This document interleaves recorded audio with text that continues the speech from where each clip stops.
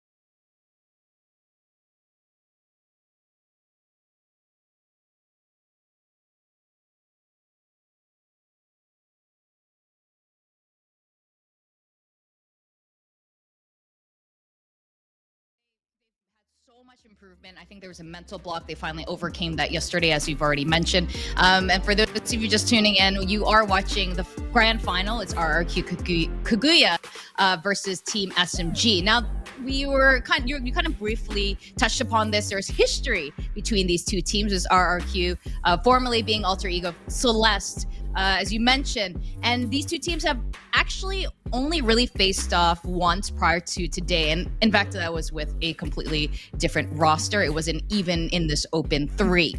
How impactful do you think this change, this switch from Maneri having joined SMG? I mean, I guess it's a little bit obvious in the results here, but is this something that RRQ can overcome?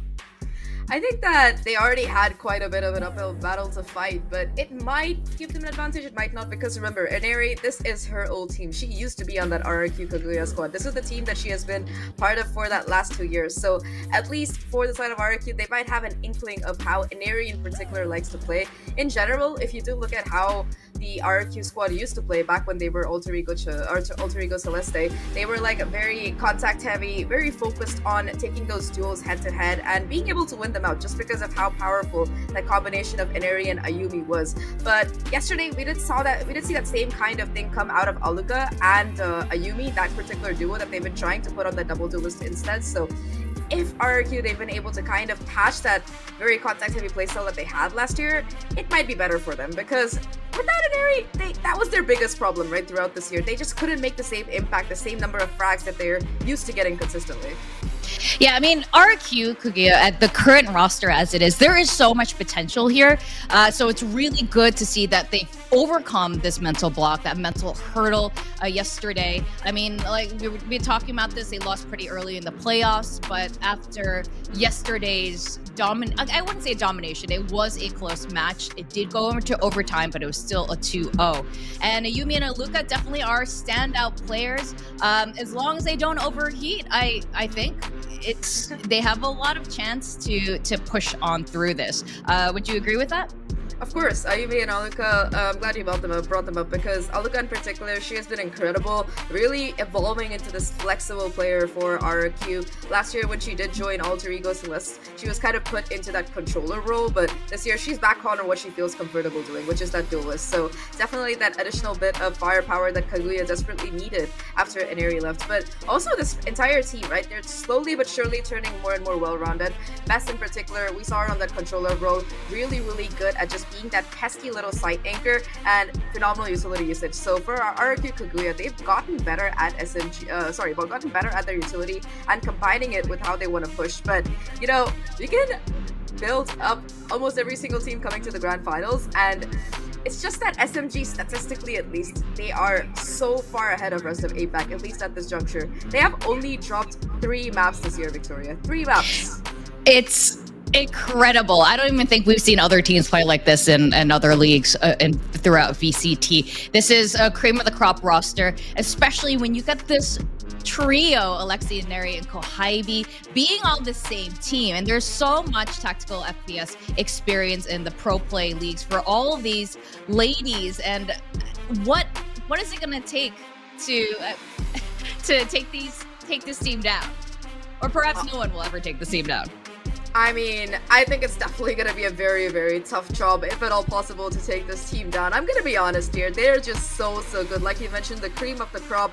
Kohaibi, of course, very, very well-known name. She's always been that frontliner for the original SMG for the last 2 years. But of course, Ineri also needs no introduction. Shirazi, one of those really heavy hitters. And that's the thing, right? This full SMG roster, we haven't really been seeing them for most of the tournament, because Shirazi, she had that arm injury. She wasn't playing for all of the games except for the one yesterday in that upper final, which went very, very quickly. I think it was like 13-3 or something along those lines. So the fact is that every single player on this team, they are just ready to hit and if they do find themselves in a clutch situation, right? How many times have we seen this team overcome the disadvantage that they had? If it's a 1v3 or a 1v4, or it doesn't matter, they just manage to sweep through. So they're feeling the confidence, they have the momentum, and for RRQ to break that, they're gonna have to be extremely methodical about how they play, because they have the firepower, at least on some level. But strat-wise, at least, SMG, even if you don't see them utilizing it too much, they just seem to have a whole new book open. Now, let's talk about our key players here that we want to have a look at. Kohybe, she's been kind of in and out as an IGL for SMG here, and her firepower is incredible. And we're also looking at Napski. Tell us more about these ladies and why these two are the key players we want to look at. So first of all, these are the Sentinel players. So when you are playing against extremely aggressive teams, the ability to anchor just becomes so important. And Kohybe, of course, she really needs no introduction. She used to be that Starliner race for SMG over the last 2 years, and now she switched over to this Sentinel role. It hasn't made her any less dangerous, let me just tell you that. She's just even more incredible right now. I think one of the games in last Open, if I'm not wrong, she managed to have a KDA of 30-3, and this was a very quick game. It was a 13-2 or something. So just incredible mechanics coming out of Kohybe. Her positioning is phenomenal, and it's just really insane to watch out for in general. But Napski, she's no less impressive if you think about it, because when she did join that alter ego core, she was the team's manager. She went from being the team's manager to just being their stand and sentinel, and her numbers, her positioning, they are also pretty impressive. Napski in particular, she's like that player who you have in the backline. Sure, Aluka, Yumi, they're gonna be the ones usually putting up those numbers, but when you need somebody to come up in a clutch situation, when you need some kind of backup, that is Napski for the side of RRQ Kaguya. So in general, these are the players who are like their last line of defense, their site anchors, and I think that in that sentinel role in particular, while Kohybe might have the bigger numbers, at least so far, Napski has done some pretty insane stuff as well. Yeah. Now, both of these teams, all these ladies you were mentioning, that mechanically, they're all really sound on both teams. But in terms of that strat play, the tactical part of tactical FPS, are we going to see more of that? Is that going to...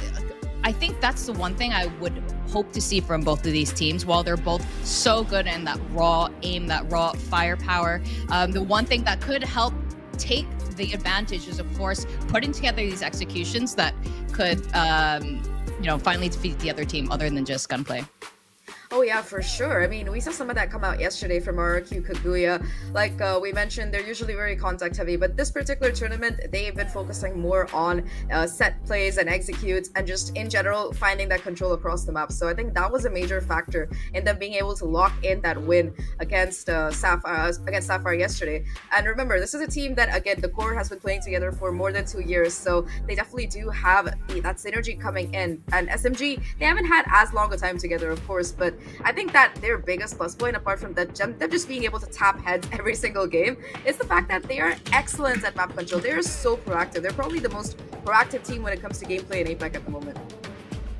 And here we have our map selection here, starting off with Pearl. Now, this particular map selection, it does favor SMG a little bit, but tell me your thoughts on this, Zach.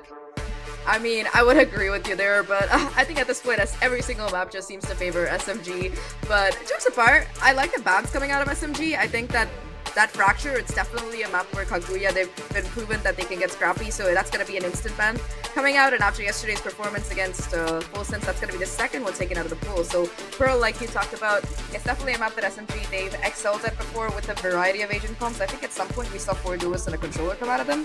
But that apart, I think that RRQ picking this map, it's because it's a map that they do feel comfortable on. They've been able to win in the past. And honestly, if you think about it, almost every single map is something that SMG have proven to be good at. So it's just that for Kaguya, they have to really pick and choose their comfort picks. And for that, at least this time around, it's going to be that Bind and that Pearl that they've chosen, because they found wins against teams, in particular yesterday before, on these maps. Now, what kind of agent comps are we expecting to see here? I'm assuming at this point, we're probably not going to see too many changes coming from either side of these teams. But again, Shara, tell me your thoughts on this anyway.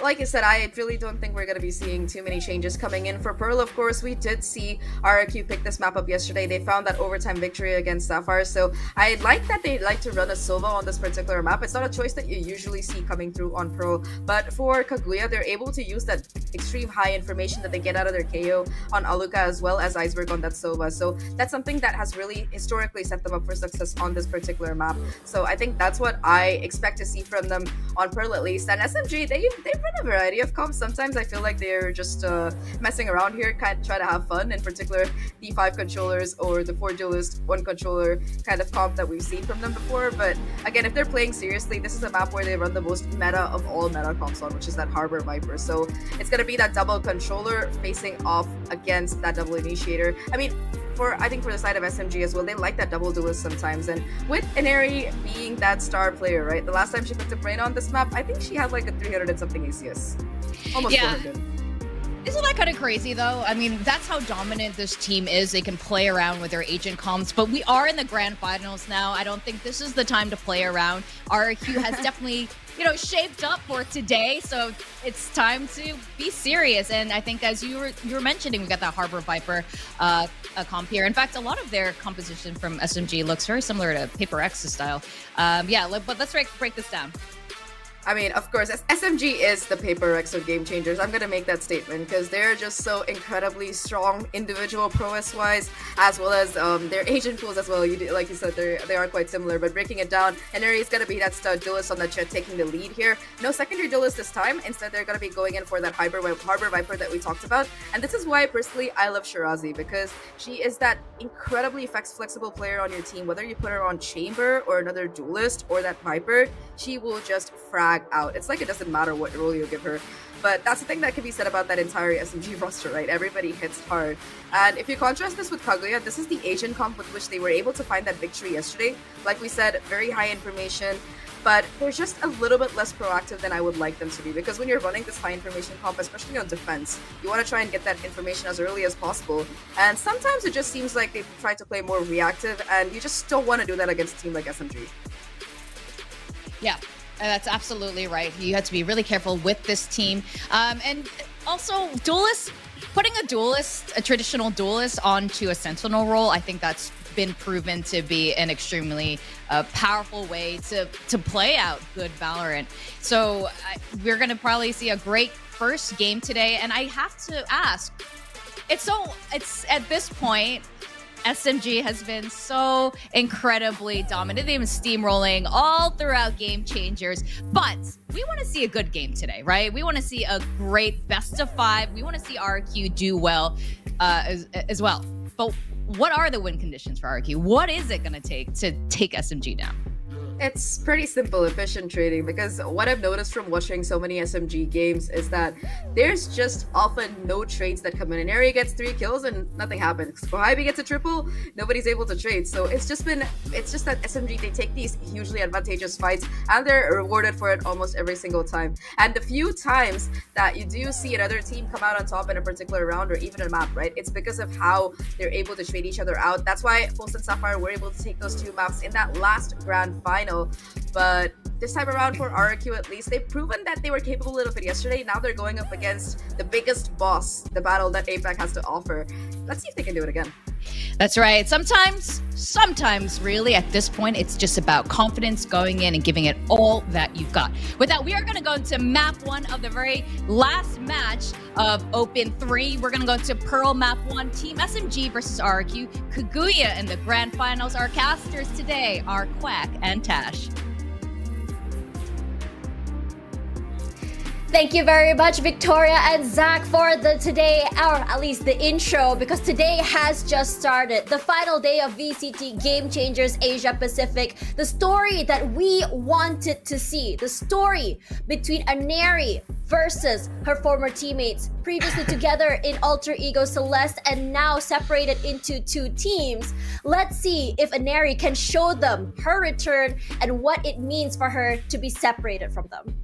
I mean, it's just huge. Again, I mean, she's proven so many times already, Tash, throughout the whole Open. I mean, we've seen it before already, how strong Inari is. It's clear that Inari is, a cut above the rest, and along with SMG as well, the firepower that they have. It's more important for RRQ to step up today because, especially with the map picks that we have, I mean, it's going to be tough. It's going to be tricky. And if you don't have the efficient trading like what Zach was talking about, you're going to be in for a rough ride. RRQ Kaguya needs to take this map home. On top of needing to take this map home, previously when they were playing together as AECL, their spot to champions, to worlds last year in Berlin was taken away in a blink of the eye by previously known X10 Sapphire, now Full Sense Sapphire. Another big obstacle stands in their way, and that is going to be Team SMG. I would say SMG has been steamrolling this entire tournament. But again, if last year the spot can be taken in a blink of an eye from another team, it could happen again to Team SMG. Yeah, and that's the thing. I mean, if you are well prepared enough, if you have the right reads, have the right plays, anything can happen. And that's why we'll never, ever count out any of the teams that are playing right now. But the main thing is, you know, kind of like what Zach was talking about, a lot of this comes down to, you know, the mental game that goes on. SMG are just that confident. If you let them go off, if you let Alexi, like yesterday, or Neri pop off, it's just going to be multi-kills on top of multi-kills. We need someone to come in with those set plays, set plans to kind of counteract SMG's aggression. That said, though, we are having RRQ start out on the attacking side, and it's going to be a little bit tricky, Tash. Remember what we saw from yesterday against Full Sense Sapphire? It was Baby TZ on this map, and she was popping off with all her Killjoy utilities, and that's why my eyes are going to be trained on Kohibi, at least for the start.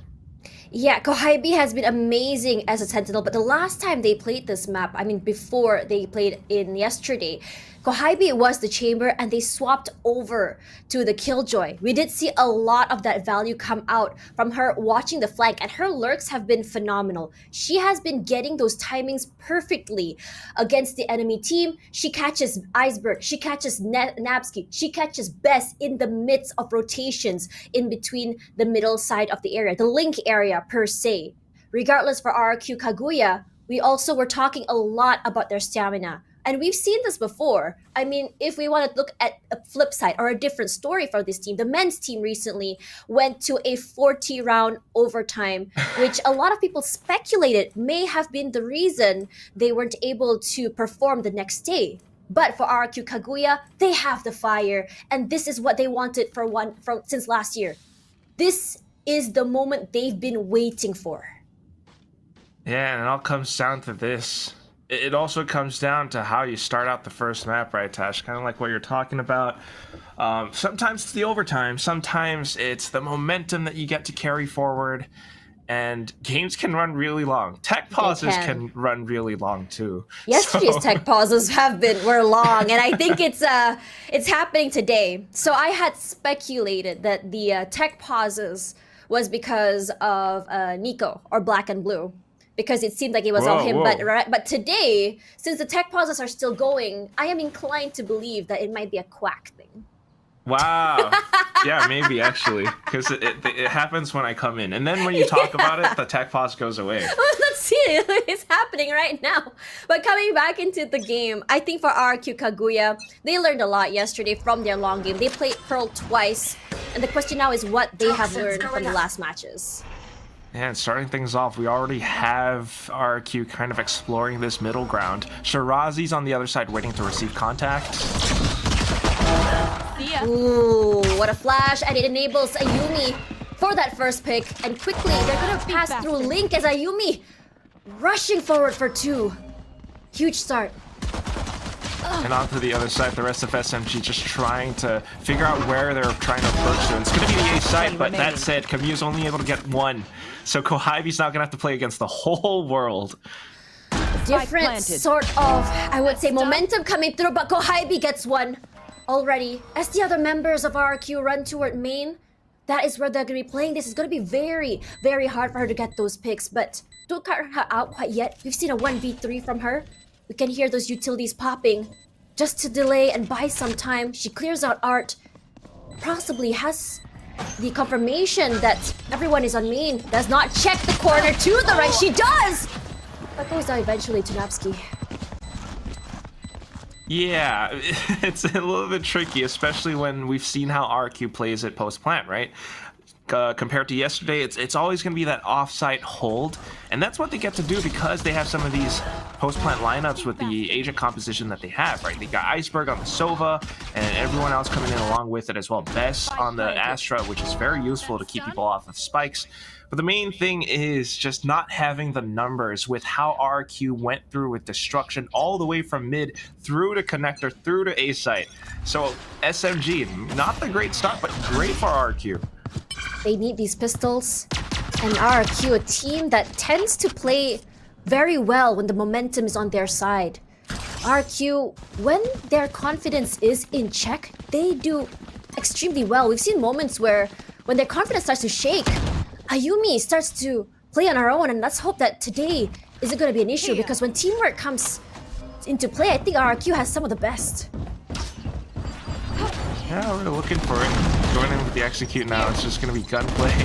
SMG trying to block it off with as many smokes as possible. The cascade comes out, but that said, RRQ, Ayumi, when she's online like this, Tash, I think the round is over.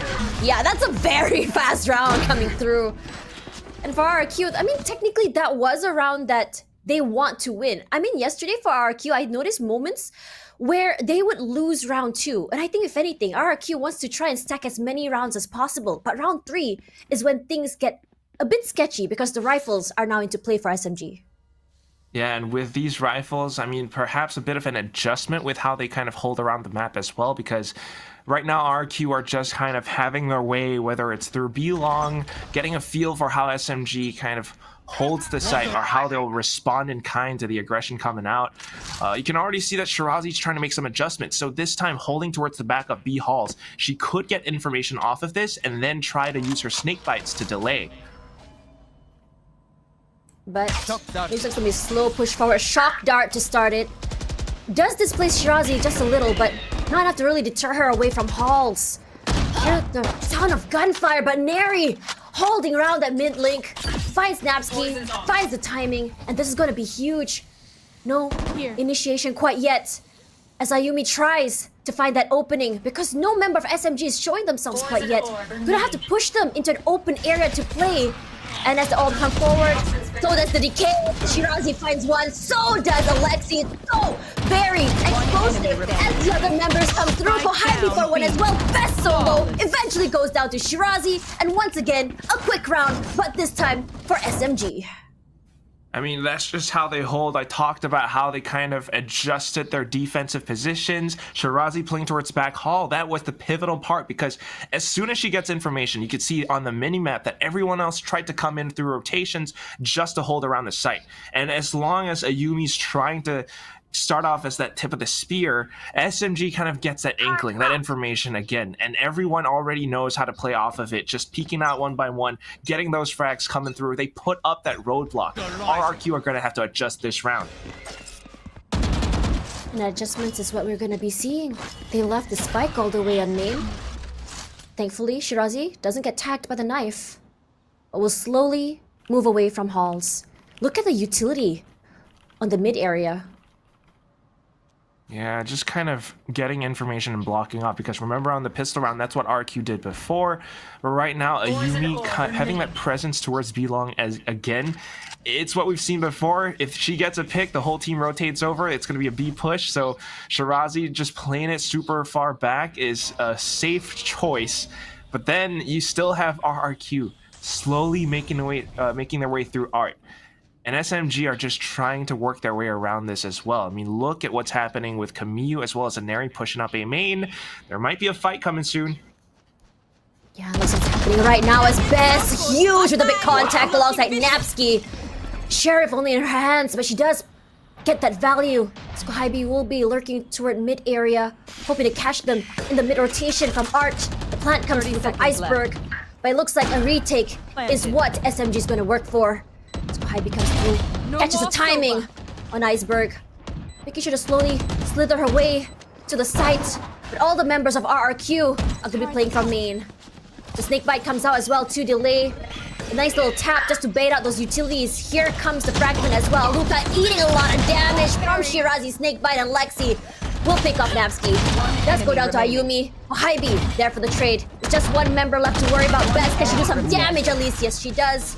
As Shirazi brings it back, but this is a very close round. Yeah, definitely close, but again, I mean, SMG having a good read for how RRQ holds the post plants off-site, they start to push in towards A main. They start to try to make sure that RRQ are going to have a tough time contesting for this one spot. So I kind of like that, you know, Neri as well as Camus tried to contest for this A main hold, but then they got taken out. What happens towards the end of it, though, is the firefight that comes through. Kohibi along with Shirazi throwing their bodies just to make sure that RRQ is going to have a tough time trying to hold from this spot. They managed to retake the site and they stick the defuse. Now we go into the next round.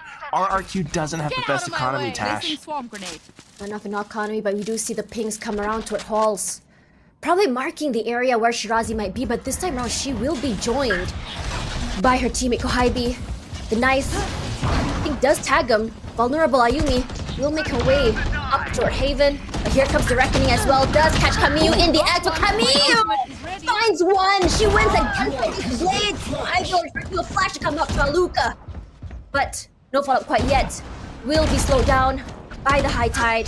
The cascade here. The up from an Eri. She never misses. It hits her. Plays with the utility just so well as Iceberg, last person standing, can't do much more than that. And SMG, they're chaining round after round.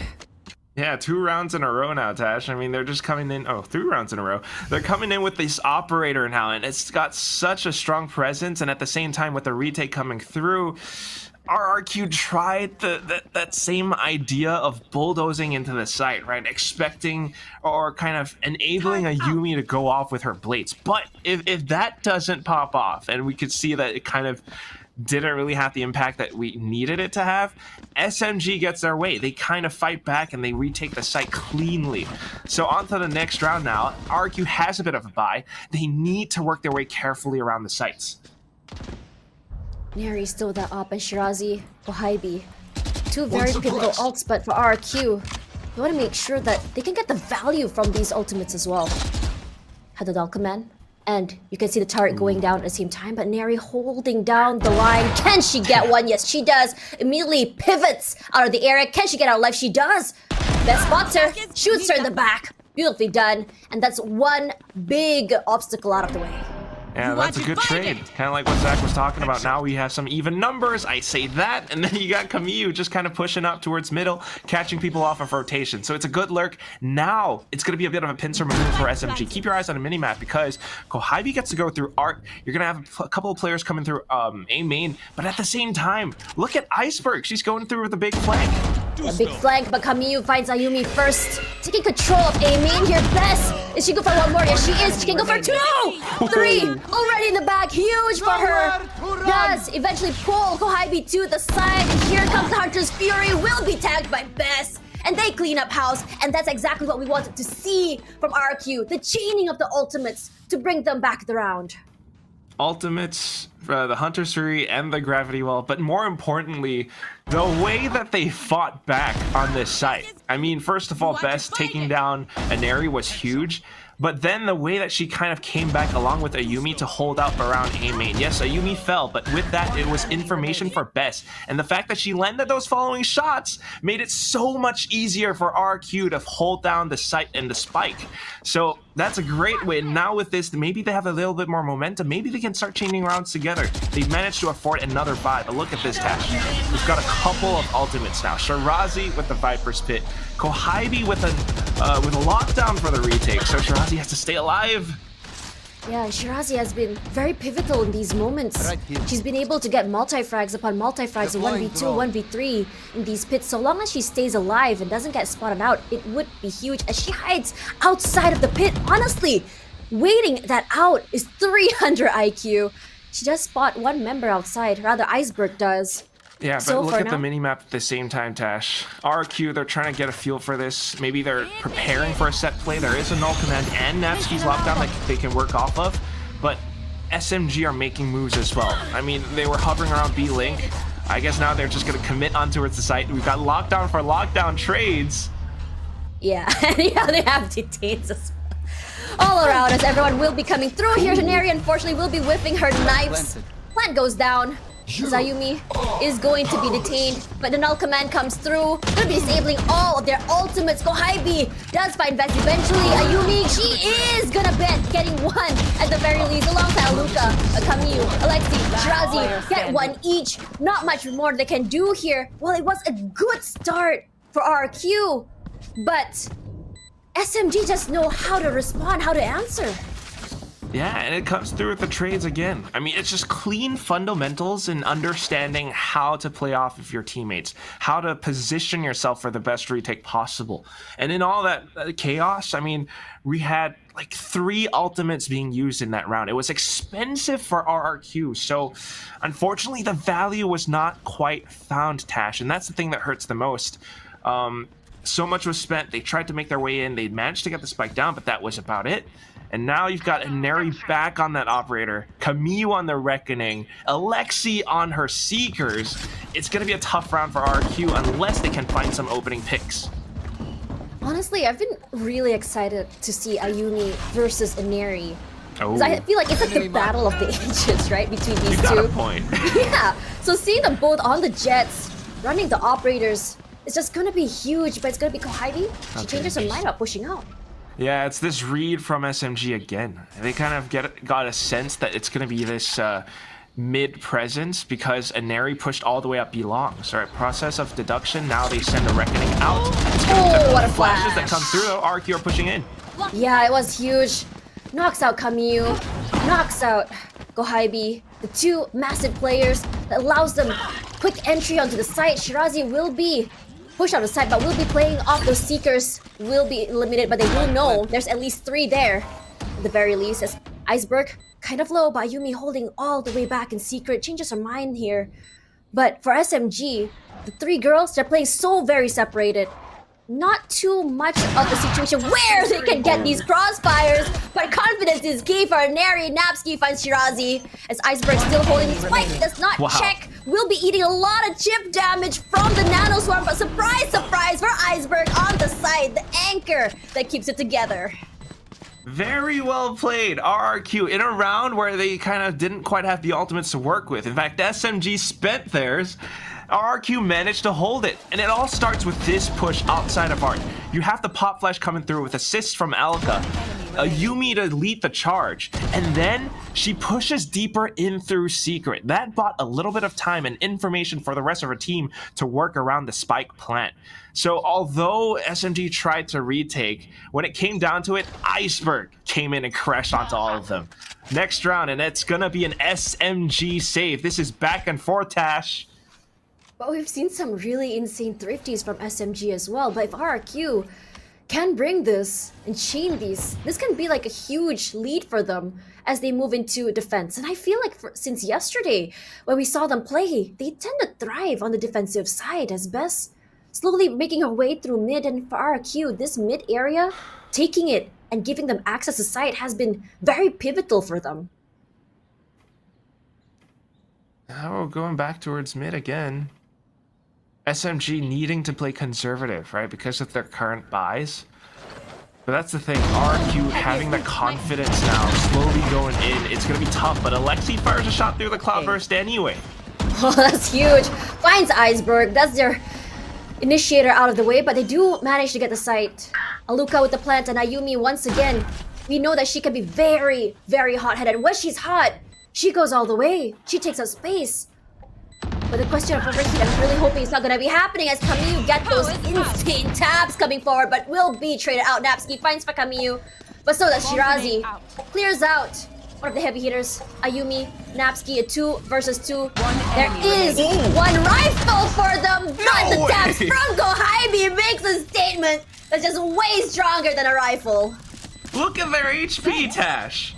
So This is low. crazy. 5 and 3, and they still managed to turn this round around. I mean, I didn't believe it when you first said it. I really thought that RQ had it in the bag, but SMG off of some of these, I don't want to say lucky, but you know, pop shots through the smoke, right? They managed to take a couple of players down, and then Camille coming up front. They thin the herd. down to a 2-on-2. Kohibi just playing it reserved. She spotted out the barrel first and then managed to kind of recenter her crosshair. And it came down to that pure mechanical aim, winning out the round. RRQ, I don't know what it was, but maybe it's a bit of panic. And it's something that they cannot afford at this juncture. We're into round 10 now, closing out towards the end of the first half. And then Neri finds a pick with the AWP. That's huge. It just shows that whatever weapon you give to the girls in SMG, they'll make a big play out of it. Doesn't matter whether it's gonna be a katana or a kitchen knife. Or in this case, it's gonna be sheriffs and rifles. Or even ops at times, but Kamiyu gonna move backward, will be flashed, but the sprays come through just to buy some time, but Kamiyu thankfully stays alive. A switch to the classic does not save her. Kamiyu does buy Yumi. Aluka trays back, but thankfully Alexi's there just to take it back. Kohibi coming in from Arch, these crossfires and these takes from all different angles can be so overwhelming and suffocating for RRQ. And I'm just hoping that for RRQ, their mental still stays intact as we go toward the second half later. I mean, we've gone through so many rounds already, Tash, and the coaches haven't called a single timeout yet, so I'm gonna say that's a good thing. Oh, I say you that. spoke too soon. We spoke soon. I mean, it's a good thing, because that's what you're talking about, right? You're thinking about mental and how RRQ Kaguya can find that stability again. The coach's intervention is something that they need. So coming close towards the end of the first half, I was thinking maybe they're going to save it for, the second half, but this isn't too bad either, because if we can find 2 rounds, this is going to be a 6-6 score line, and it's definitely one that RRQ can bounce back from. The one thing that we do not want, though, is a 4-8. So RRQ right now, their buys aren't the greatest. It's going to be a little bit tricky. But we've seen their signs of greatness before. We've seen their aim. We've seen how sharp they can be. If they can do the same thrifty that SMG just did to them, then we stand a chance.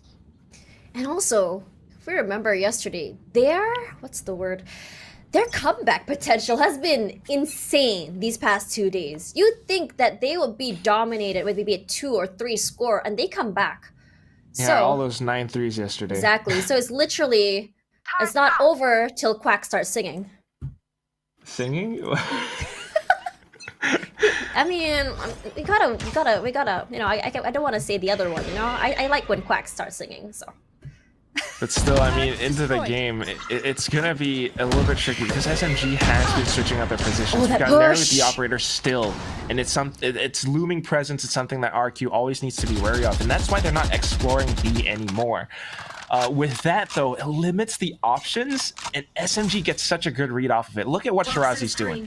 She's already positioned with her teammates around Art, and that effectively puts up so much pressure around the A site. RQ are going to have a tough time trying to break through this spot.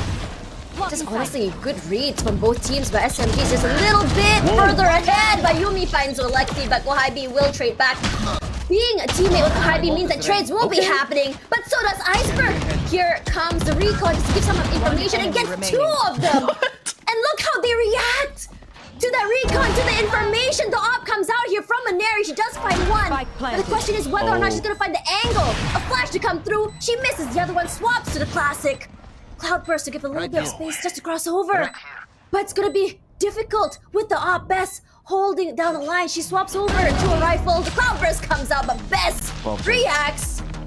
And the thrifty comes through as you predicted, Quack. Last round before I mean, I was thinking about, I didn't know if the thrifty was going to come through. I was hoping that they would.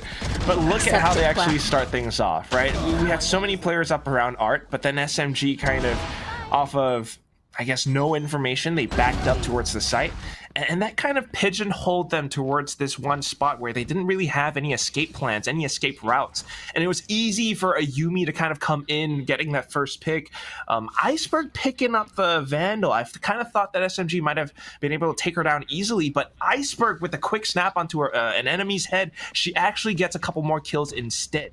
So off of these plays, right, tiny little mistakes and RQ capitalizing onto them, they managed to get the spike down, and with that, the crossfire set up. It was so difficult for Neri to retake. We're on to 6-5 now, Tash.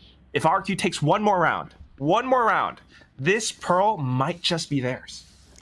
I wouldn't be surprised if that were to happen. Because on top of, I am just still in awe at how RRQ Kaguya quickly reacted. That just one recon. You start to see that panic from SMG trying to quickly get rid of that recon, but they weren't able to in time. And quickly, the crossfires from two angles, they couldn't do anything about that. Iceberg has been phenomenal, in my opinion, with how she uses her recon to give her teammates the information. How she uses the shock darts has not only been pivotal for the post plants, diffuses, also for clearing.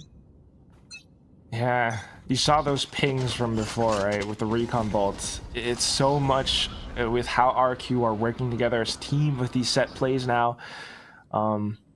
It works well, but the main thing is still that the game isn't over yet. They're taking things slow, and SMG are trying to, I don't know, react off of information that they get. So seeing that 0 point out towards mid, now the Quack position. My God. Oh my God, Tash. She just blind shot that, and just so happened to be Napski in the front line. Best, ready, they're making a beeline straight to B. But no reaction yet. The sprays come through from Shirazi. Not quite hitting anyone quite yet, but the Reckoning will be out. Does displace them, but does not deter Aluka from still playing halls. No commit quite yet. She does hear the sounds. And here comes the Cosmic Divide. Unfortunately, here comes the Hunter's Fury as well from Iceberg. Gets a tag, but not enough to take someone down. Shirazi takes down Best, and Neri holding down the sightlines. Aluka does by Camus. Neri! Quick shot to the face onto Aluka. As the other members of RRQ will just be falling off the site. But the trades on trades! By the end of the day, it's gonna be SMG that comes out on top. The multi-frags from the frontliners is too much for them to handle. So 7.5 is what we'll have. That's ridiculous. Just having that patience to wait out Switching those sides. ultimates. SMG actually turn this around. It's going to be 7-5. RQ, despite having the spike planted, couldn't quite hold it post-plant, even with Iceberg's Hunter's Fury. And that's just how strong SMG are. I am just in awe at how well these two teams are playing. SMG, who looked so untouchable today, it seems like they're just being given a run for their money. But for now, I'm gonna toss it over to our panelists, Victoria and Zach. Break it down for us. Tash and Quack and my God, RRQ fighting for their lives right now. The SMG aggressiveness is just incredible. But that said, this half ended in a 7-5, so I wouldn't say it's a complete domination by SMG so far in this first half, Zach. Yeah, of course, RRQ, they've had some individually really good rounds. So Swifties in particular for both of these teams, it just showcases how much work RRQ have put into this. Historically, this is a map that SMG, they have never lost this year so far. So RRQ, they kind of have a chance to make history if they do take it through.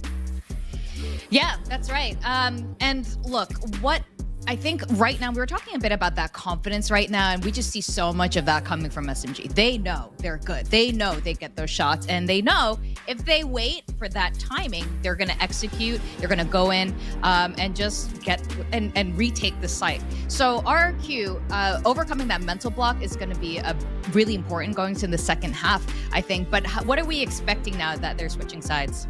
I'm actually a little bit scared for RRQ because SMG, they're just a little bit, in my opinion, better on attack than defense, especially on Pearl.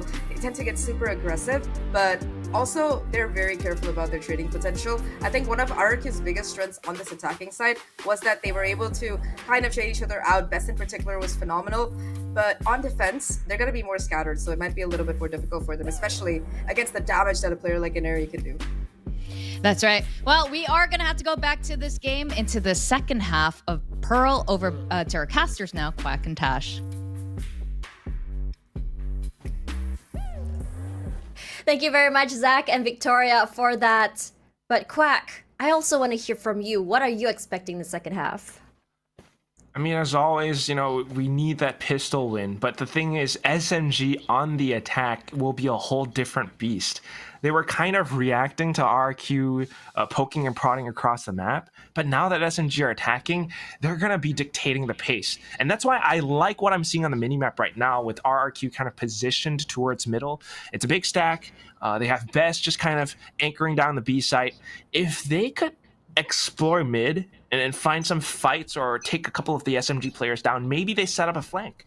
It's gonna be huge. But look at how aggressive they are. Immediately rushing forward. Flash comes through here. Yumi will be the one to open it up. But the trade-off here by Kohai being at Neri will just show how bloody it is in the middle side. Now Neri 1 versus 2. As the other members of RRQ will be just giving her the space. Could be just reacting of how she plays. But Neri quite low. 48 HP left. It's going to be an uphill climb for her, but don't count her out quite yet. Yeah, look at what she's doing, Tash. Slowly pushing up. Kind of expecting peaks and clearing angles. Now she spots one.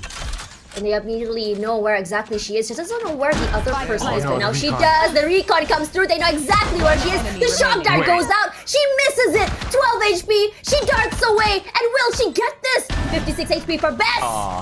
All she needs. And they still take the pistol. Yeah, just way too low HP, Tash. A little bit unfortunate for Neri. She almost made it happen. And she was just trying to dance around corners. Kind of finding Bess or trying to get her to put her foot out, but unfortunately she couldn't quite spot her head. So this fight coming out from RRQ is something that I really wanted to see. It's something that gave them that momentum. They seized that initiative. They took the fight to SMG, and a little bit impressive coming out from Alika because she used a frenzy at mid-range to find some of these frags. So with this, now we might be able to even out the score. And look at the buys coming out here as well. You've got so many Bulldogs, but so many shares from SMG as well. SMG has had some massive thrifties, and this time around, my expectation would not change. Shrazi takes out the recon. This time around, the recon does not give the value that they want, but at least they do know there is someone on B main. Napski gonna be allowing them that space, and I think contact play for RRQ has been a lot more massive in my opinion. Oh my gosh. Definitely something to think about, but still, I mean, right now, the positions on the map, SMG just trying to keep some of the RRQ players trapped towards back hall. The rotation's coming through now, but still so many numbers there. Oh, look at the sprays Making come sure that out! these Bulldogs will sing. Yeah, that's all Luca. 1 each SMG. Alexi at least, and Kohaibi answers back. No changes in pacing when it comes to these girls and the sheriffs. Napski, she has to find an angle, and she does. Alexi goes down. They're gonna be playing together. A nice tap by Kamiyu for one more. It's Iceberg. You have to worry about Kohaibi all alone. Kohaibi, we've seen some insane taps from her. Can she do it again? It is a crossfire coming through here, and it's gonna be a little hard for her to move forward toward and Ayumi will be the one to spray her down. 7-7, and they hit the equalizer. And with that, I mean, despite a bit of economical damage sustained, it's a great way for RQ to bring themselves back into the game, and now they have this lead, they have the momentum, maybe they start to chain more rounds together. It even forces Coach Alex, Fel, to come in with a timeout. SMG actually shaking a little bit in this first map. This is the start of a great series. I cannot remember which game it was, but I believe it was Haven, where SMG actually had to call for a timeout in that game. And during an interview with Aneri, I asked her, what prompted that timeout? And Aneri said, we were too excited. And I said, excited in what way? To win? To that you guys were excited in terms of you guys were nervous? And they go, no, we were excited to play. So I'm wondering if today it's the same mindset, or is it something a little bit more serious where they have to rethink about what they're doing, because that's 2 rounds in a row. Honestly, and I believe Tash, pistols, yes? I think it's a little bit different. Because look at the score right now. I mean, this is serious. We're in the grand finals, and you want to have the best start possible. You win this map, which is, by the way, RQ's map pick, and you get to go into your next map, basically, you know, potentially securing a 2-0 lead in terms of the overall map series, right? And that's what SMG really needs. That's why this timeout is being called, because if they can plan for the next several rounds, if they can start winning some links together, it's going to be much tougher for RQ to come back. So that's why they're calling out a timeout. They're coming in with a secure game plan of pushing down mid. This is interesting. And looks like the flash comes out, and Kohaibi, teammate turret will be going down as Ayumi will be pushing up for more space. This is something Ayumi likes to do, and that's just confidence in my opinion. Speaking of confidence, No confidence by SMG to actually push out this door will be deterred by two different utilities. Yeah, not so much coming out. It's a little bit of information for RQ, if anything, but the main thing is they don't quite have the firepower in this round. Bess needs to stay alive, and she's trying to stall for as long as possible with her stars.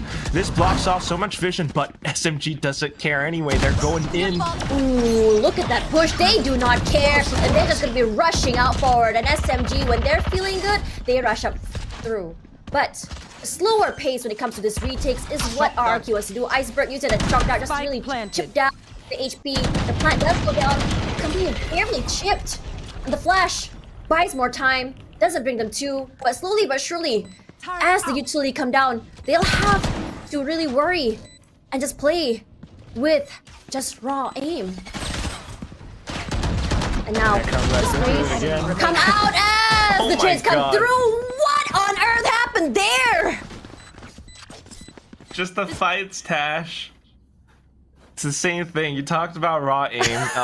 It's a little bit more of positioning because they had the spike down and RQ kind of felt the pressure. They needed to come into the retake, but again, without the best guns possible, they kind of went in a little bit blind. And SMG already had those angles held, and it was just a simple idea of clicking and holding at that point. So SMG now starting to come back into the fray. They're starting to find that lead again. And just as that happens, Coach Ducky says, nah, we got to stop this right here. We can't let them have their way with this. So buying up the operator now, Ayumi having that in her hands. Napsky maybe not the best, but having that utility is still something that RQ needs, especially on their defensive side. I noticed that Napsky would rather, forego the weapon and, she would prefer the utility, because I've noticed that for RRQ, the way they've positioned the utility is very different than how SMG positions their utility. SMG puts it up toward middle, but for RRQ, it's more toward closer to sight, which, there's nothing wrong about it, but it just shows that for SMG, they want to take these fights very, very aggressively instead of playing in deep. Regardless, I'm really curious to see what Ayumi can be doing with this op. Just too bad that we haven't seen an op showdown quite yet between Aneri and Ayumi. I don't know if Aneri wants to attack with an op, maybe not right now at least. She can't afford it anyway, but the other thing is just, what is Ayumi going to do with this op? And what we can see right now is that she's looking for that opening pick towards aiming, and this is a very dangerous angle because if she whiffs, it's going to be potential damage. She's definitely going to use her tailwind, of course, but SMG having that information and going off of a bit of a default with how they're spread out across the map is something that they can use to kind of apply pressure and press into sites really fast. If RRQ cannot respond in time, it's going to be difficult. And that's why that timeout from Coach Ducky is something that we have to think about again. What was that timeout for? What's their game plan? From what I've seen, at least for SMG, we've been noticing that Kohaibie has been putting her turret there in front toward A main, and she'll just kind of hang back. Because they've been noticing that this RRQ is just so pro at pushing out on defense. Right. And they will just answer back, and look at that. They're just getting such a good read. Precisely what she's doing right now. Trying to play off of her turret's contact. Not going to find anything for the time being. So at the very least, this operator was sounded off. So RQ are kind of sending warning signals. Don't come towards A side because the op is here. While that happens, SMG instantly pushed down B link. So 3 stack on the B site. Can RQ hold this down? That is going to be the question, Neri. She just pushes through. Slowly but surely making her way onto site. Unfortunately, does not get attacked. She does see one player. Luca will be caught out. The recon, unfortunately, does not get anyone. And Shirazi sprays, get Bez. Iceberg also out of the way. Aneri healing herself. Just pushing on straight toward the CT side. Lexi will be coming through. Finds Napsky. What a push out. And it's just Ayumi all alone. Can she make something happen here all the way at the table? They know there's an op. She whiffs. Here comes Aneri. And she says, thank you very much. That's my op. Nope, she's not taking it. She doesn't want it. She's attacking. But look at what happens. And this is insane coming out from SMG after Coach Ducky's timeout too. This is painful. I mean, watch how they actually manage to take these fights. Aneri having that sense to kind of push out of certain smokes and creating that chaos on the site. It was difficult because RRQ didn't expect her to have already gone out of B-Link. Apart from that, she finds those tracer shots, and with her calm aim, actually tracks onto their heads. And at the same time, once she was done, Alexi came out. Now it's going to be RRQ without the best economy, and SMG are looking to bulldoze into the A site, Tash. And they know, they're confident. They have the weaponry, they have the buys. The cascade comes through, but no pushes quite yet. They're just waiting out these utils, and SMG ever so patient. That's what's so good. Here comes the fragment as well. Nearly takes down a Neri, but here Reckoning as well will displace some of them. Kohibi pushing through, spots one out, nearly takes one out, but Napski trades Napski for two, just with the classic. A free gun does all that damage. Ayumi on the backside, and now SMG so displaced. Here comes Shirazi as well, finds Iceberg, and Ayumi moves over to the side. Null command, or just comes out here as Kamyu pushes out alongside Shirazi and Alexi. A three-way point just to clear out Secret, and is looking so very dominant. And SMG, they are starting to bulldoze. I mean, just in that round at least, because it was an eco from RRQ, so they had the confidence, they knew what they could do, and that's why they weren't really scared to push into the side, Tash. However, the one thing that we weren't quite expecting, which was nice, was Napski holding around Art stairs. That one position, being that close and personal with her classic, those right clicks took 2 heads off of SMG. If only there were more of that, but then the rest of them trying to go for some linear duels, it was tough. Now we've got the buys though, and they're pushing out mid. Kohibi slowly but surely, she's gonna be holding down this angle. So if Ayumi were to push out, if she were to disrespect, she will be punished. Not happening. Dash, gone. Neri as well. You can see a lot of respect coming in from these two teams. But the cut-off noise, no information? SMG? Starting to really wonder, where exactly could the other members of RRQ be? Yeah, just kind of getting a feel for it. But the main thing is, if you keep your eyes on the mini-map, Kohibi with that lurk. She's trying to make sure that, you know, as her team pushes in towards B along with the Seekers, she might be able to catch a couple of players off the rotation. If not, it's going to be a big flank. So it's important for RRQ to hold the site, but unfortunately it's not going to happen.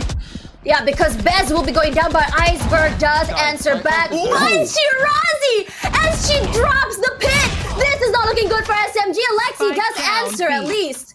Finds a Luca. And now it's a 2 versus 3. We've seen insane clutches before. We've seen man disadvantages for both teams, but Napski with the lockdown. What is going to be SMG's answer? And looks like it's going to be rushing off the site. Not a lot of time.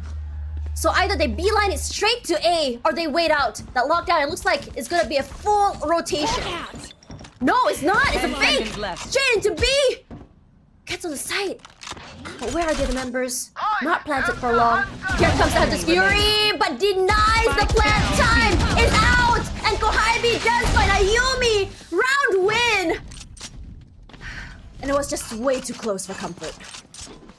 Close, but well played by RRQ. That's the main thing, Tash. I mean, look at how Iceberg actually managed to hold down the site. Yes, Bess was the first to fall, but getting some of these shots through the Viper's Pit, taking down Shirazi, and then the Hunter's Fury coming through as well, was huge for RRQ. They managed to put a roadblock up, and at the same time, with that lockdown from Napski, it basically secured them the round win. A little bit expensive, but they need these rounds together, and now they've managed to cycle through. You've got Bess on the Cosmic Divide, Ayumi on the Blades, you only have Kohibi with a lockdown on the other side, so SMG trying to find whatever they can get. Just when you think that SMG has it together, suddenly this insane round by RRQ just takes it back, and we're just back to the game of tug of war. Right here. The recon, or the Aldron, doesn't seem to spot out anyone quite yet.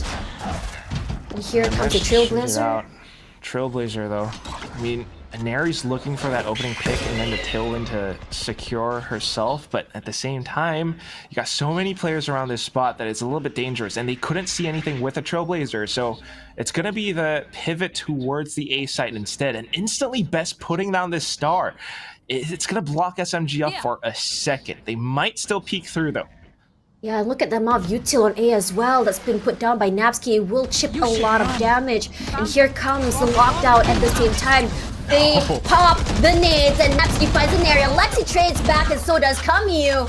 So 2-for-1 trade. 30 seconds Lockdown left. will be put down at very least. Gives them a lot of space to work with. RRQ just waiting it out. And now it's time for those retakes. Pushing out, spots out Best right behind the poison orb. But playing at window.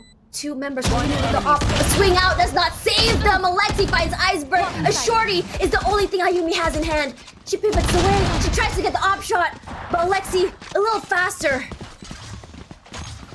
And it's going to be the quad kill for her as well in this round, Tash. I mean, if we take a look at the scoreboard right now, it's Alexi, it's a little bit of Kaguya and Kohibi up on top.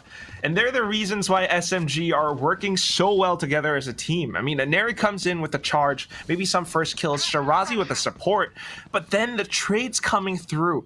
All of these girls working together as a unit, and you even saw how that happened. There was the lockdown that I guess Napsky tried to fight back against, but as soon as it goes off, as soon as the spike plant goes down, Alexi and Aneri, the rest of them, they actually push further in towards Secret. The poison cloud drops and they secure kills off of it.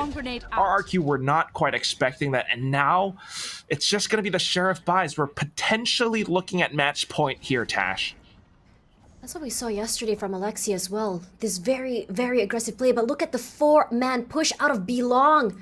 Gives them all the information. If they can time this right, this could be a huge pincer to the members of SMG. But with Kohibi's turret, as well as Shirazi holding the back line, I think SMG possibly might know. Zaneri does give up the space. Already not give up the space, but does take up the space.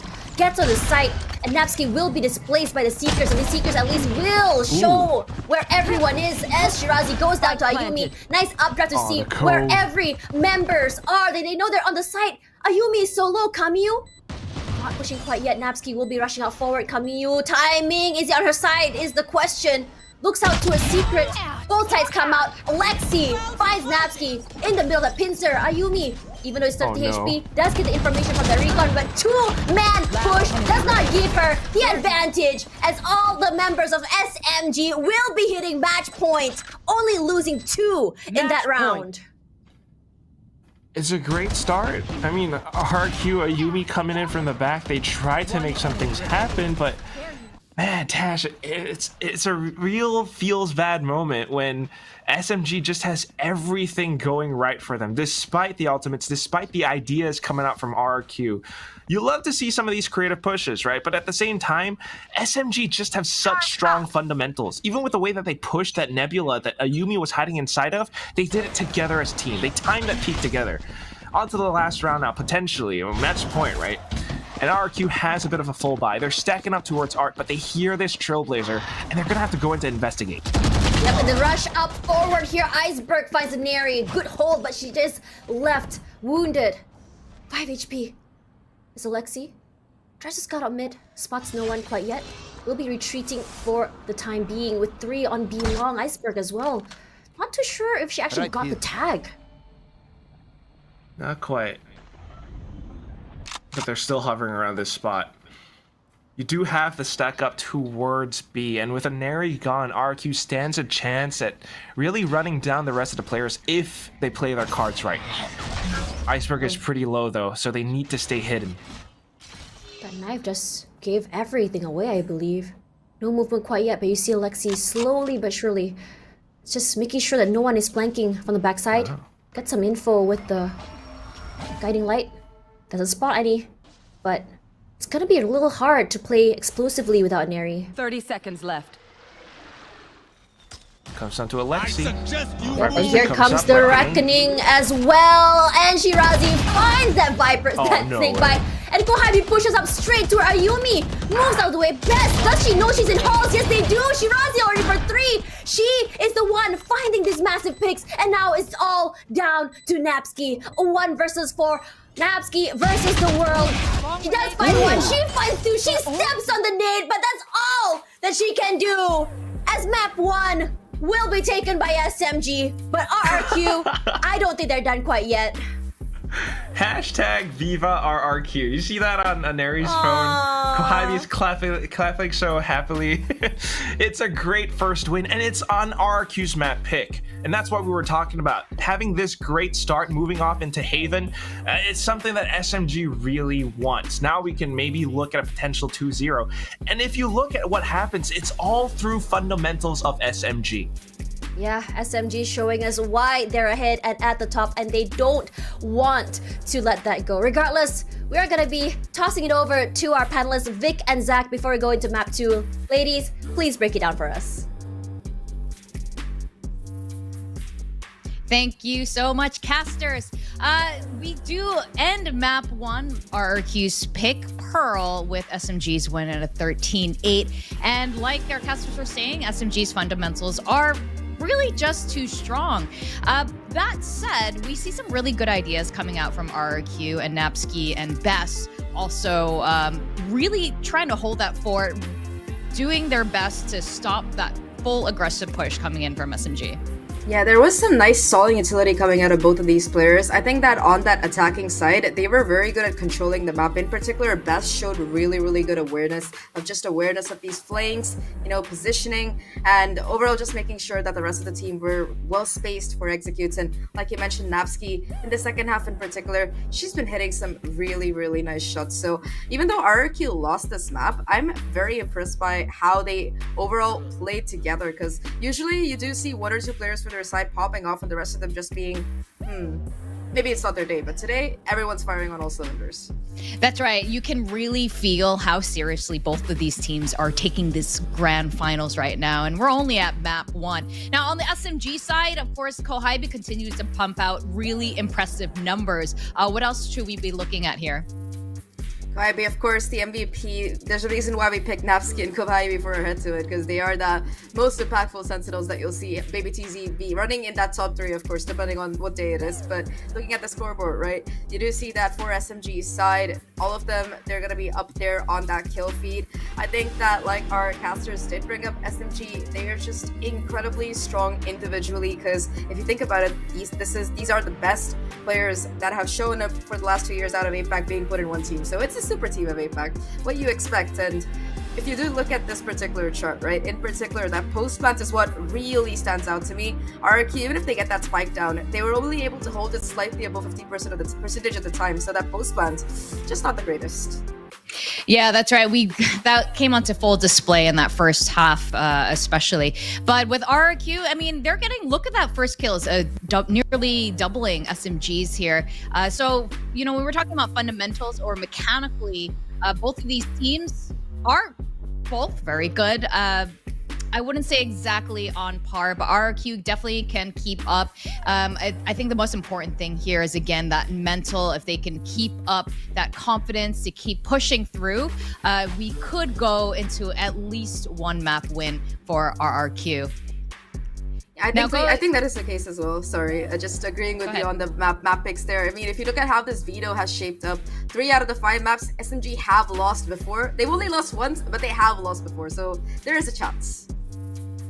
Yeah, and honestly, we do want to see this. I know a lot of, Twitch and everyone on Twitter right now, just seeing SMG's track record. It's so hard sometimes to see how RRQ can overcome them in this game, but we saw glimpses of hope. We saw SMG take those timeouts, and even at the halfway mark, it was neck and neck oftentimes. So there is a chance going into map 2. What are some of your expectations?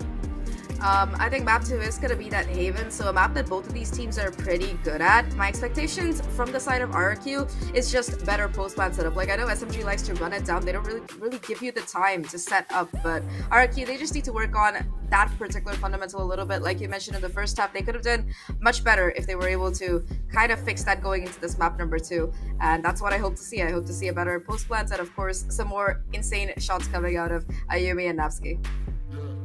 And of course, our MVP was Kohabi. And we're going to go on a short break. When we come back, we're going to go into map 2. And we're hoping for another exciting matchup between RRQ Kaguya and Team SMG.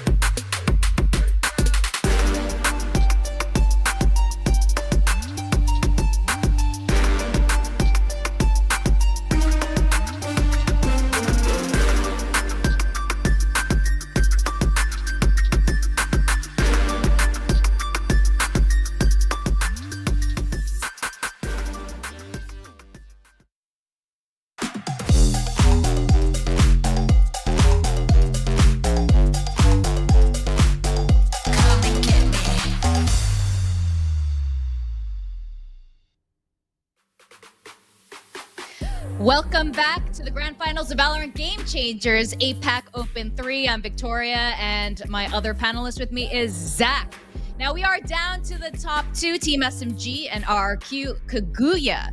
And let's recap a little bit. Map 1 on Pearl was a 13-8 with, honestly though, it was SMG's win, but RRQ had some really good ideas. Let's recap this real quick for those of you who missed it, Zach. Yeah, it was a very neck and neck first half coming in out of both these teams. I think that especially RRQ, they did well to lock in those pistols, both of them coming through for them. But despite losing both pistols, it was still SMG walked away with the win. So I think that can be attributed to overall just better positioning and individual prowess. Like so many rounds, we just saw the kind of damage that the players were able to do. Shirazi in particular on that Viper towards that defensive side looked incredible. But for RRQ, I think what has stood them the best so far over the course of that first map at least was their synergy.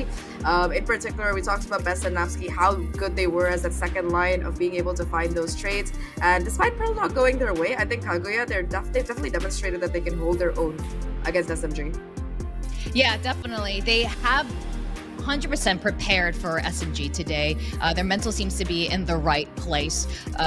At the moment, they just need to continue pushing through, and in terms of raw firepower, they've shown to match up against SMG. Now we are going to go into map 2, Haven, and this one is SMG's pick. How are you feeling about this, Zach? I mean, look, SMG's map pool, it's pretty deep. They do well on every single map, but this is a map where they have lost before. Fulst and Sapphire, they were able to take them down in that upper bracket final. On this map, sure, they weren't able to close out the best of 3, but hey, they got a map off of them. So definitely a map which has proven to be vulnerable for SMG in the past, and also one of RRQ's better maps despite it not really being chosen by them. So it's Haven, let's face it, everybody's been playing this map ever since the game came out. So I think that there's a chance for RRQ, if they can improve upon whatever good stuff they've already shown us in that map number 1, there's definitely a chance for them to take it up. Yeah, that's a really good point about Haven, isn't it? It's been around so long. Everyone knows this map so well. And at this point, it's about perfection or really outsmarting your opponent. In terms of our team comps, we are going to go to agent selection real soon. What are we expecting to see here?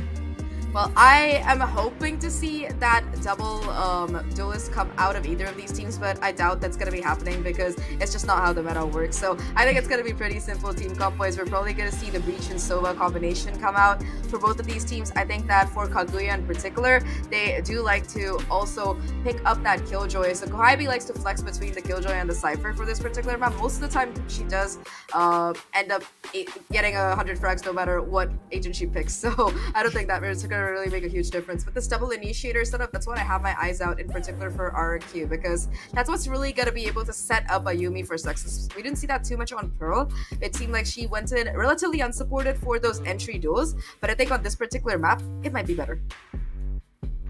Well, let's find out what these two teams are going to pick. And Zach, looks like you're correct for SMG. What are you oohing about? Tell us. I see the Iceberg Viper coming out, so this one's kind of new here, because I don't think this is a team comp that we've ever seen come out of RRQ's side, this double controller kind of thing, on Haven in particular. So they have been cooking, and I'm very excited to see what they have been planning, because we have never seen this team come out of them, or any team actually. We haven't seen a Viper on Haven so far in APAC. Yeah, that's right. For Game Changers APAC, you're right. We haven't seen Viper on Haven.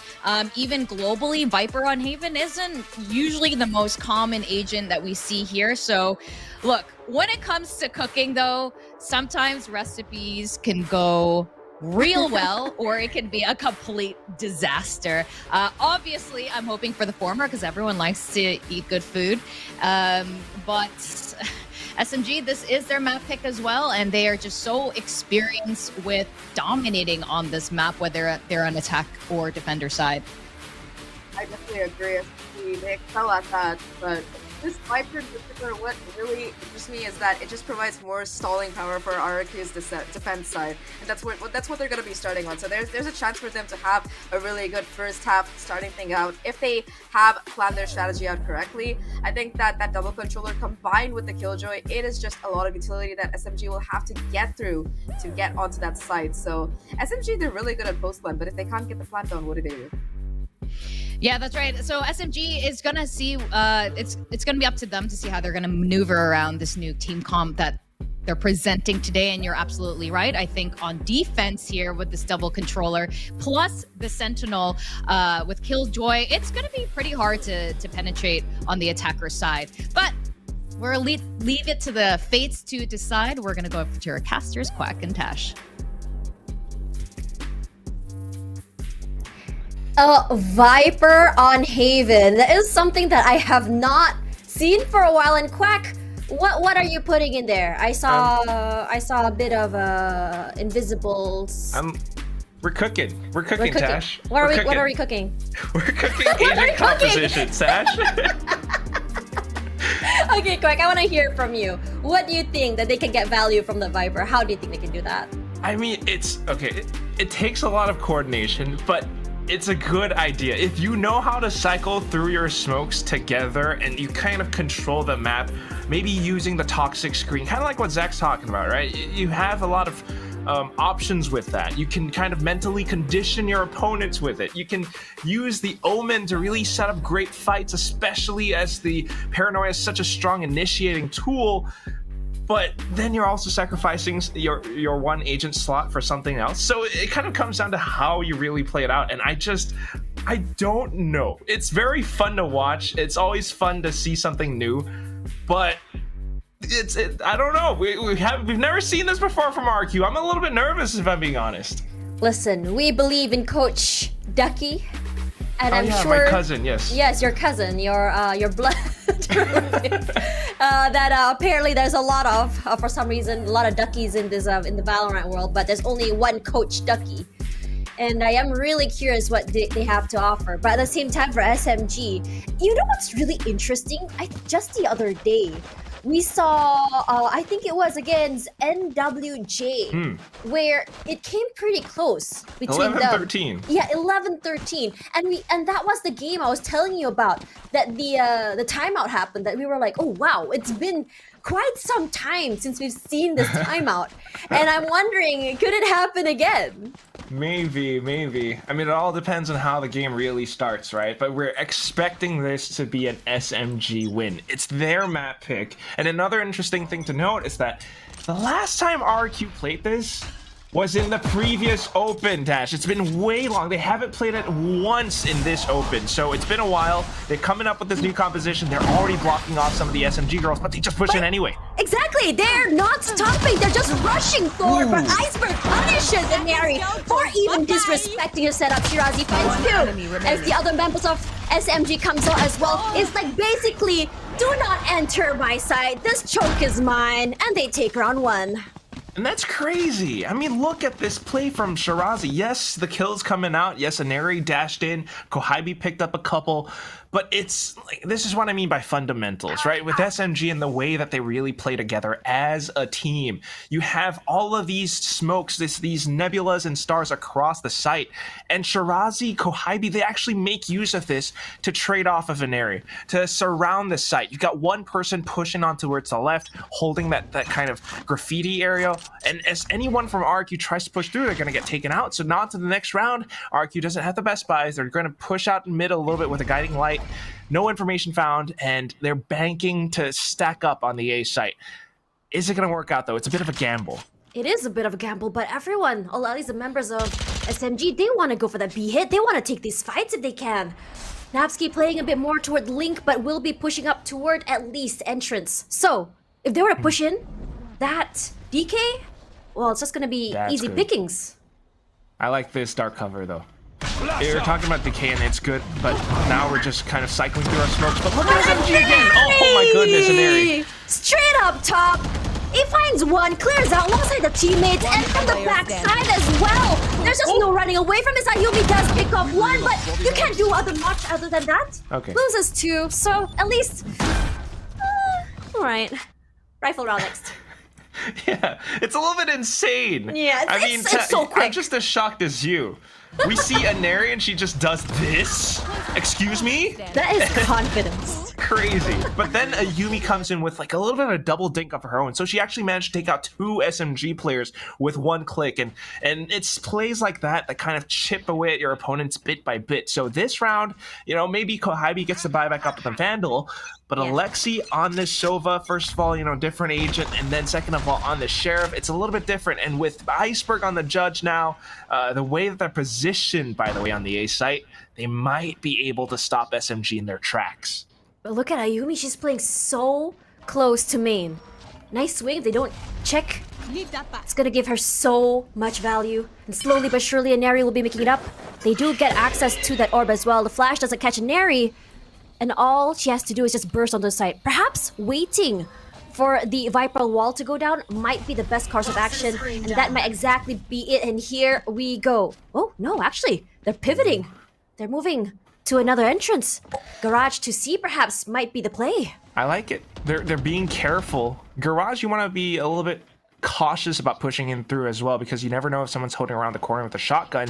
But they're kind of burning out RRQ's utility with the way that they're crossing the map. But now back towards B, and Aries looking to expose and make use some of these vantage points. RRQ trying to spray through, and it works. Yeah, here's Napsky. Finds one, Aneri answers back, and this is beautiful because Aneri popped up just now, clears out all of that utility. But RRQ has a lot to say. 1 each Shirazi. 1 versus 3 will try to play ring around the Rosie. Knows there's one on top. Ayumi at the top side. Who sees who first? Wow. Ayumi sees Shirazi first. So that's 1 point on the board for RRQ.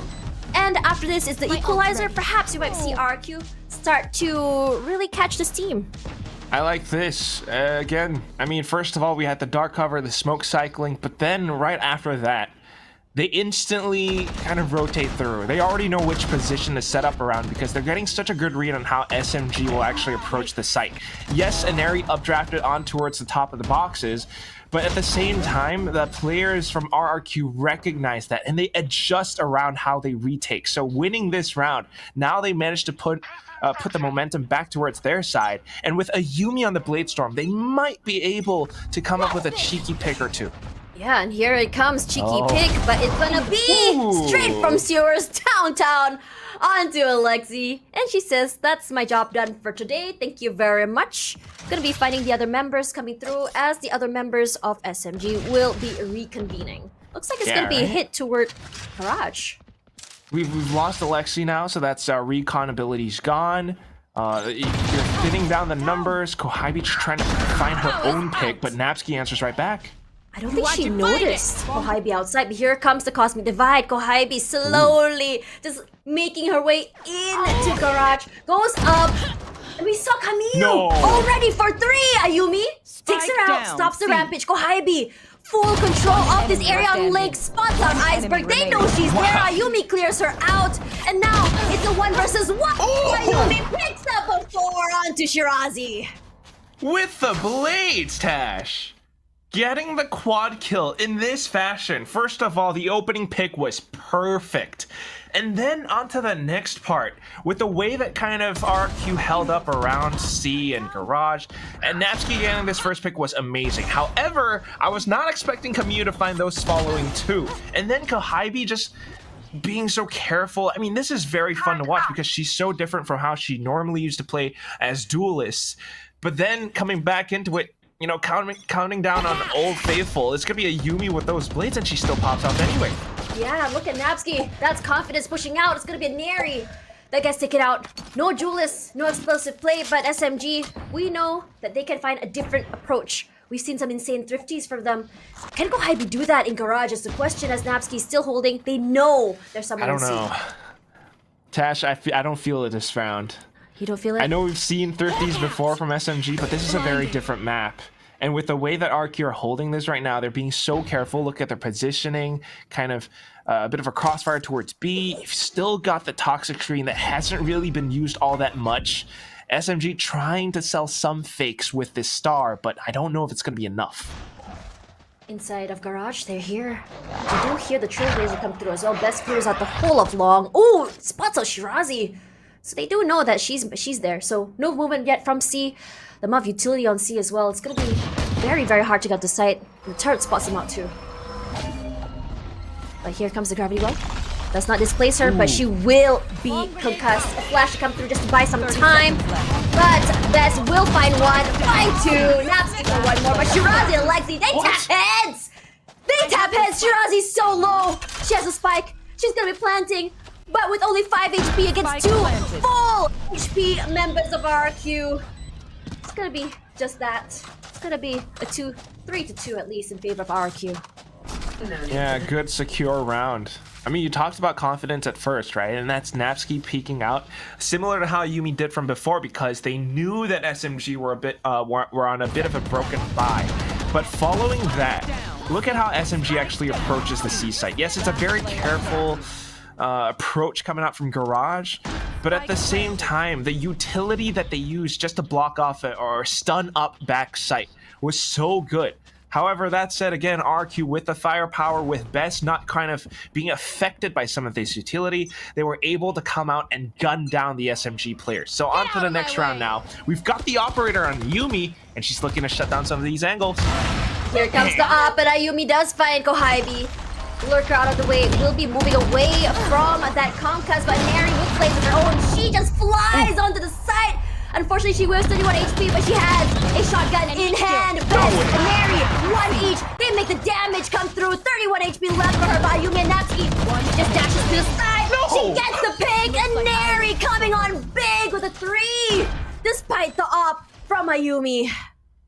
A great opening pick, but then the 4v5 conversion coming up from SMG. I mean, look at some of this movement. Neri hopping up top, swapping over to a judge that she had already bought up from before, and then with the Vandal, Yumi, you know, she had an op, that's why she swapped over to the pistol.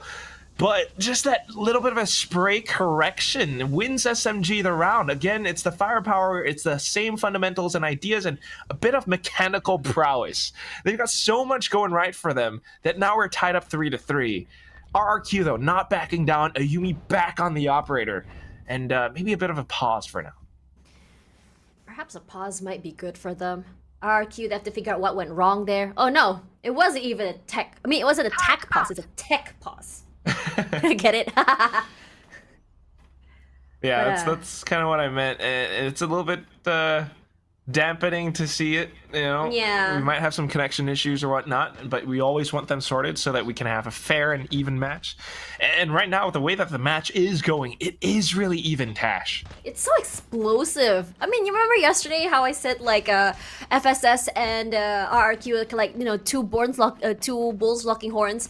It feels just like that today with Ayumi and Best just want to play in the front lines. And same goes for SMG.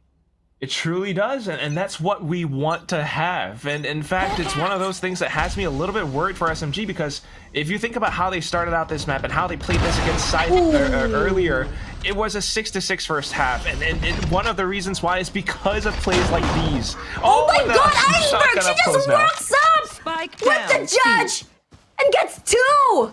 It was full buys for SMG! Such a big loss, Tash.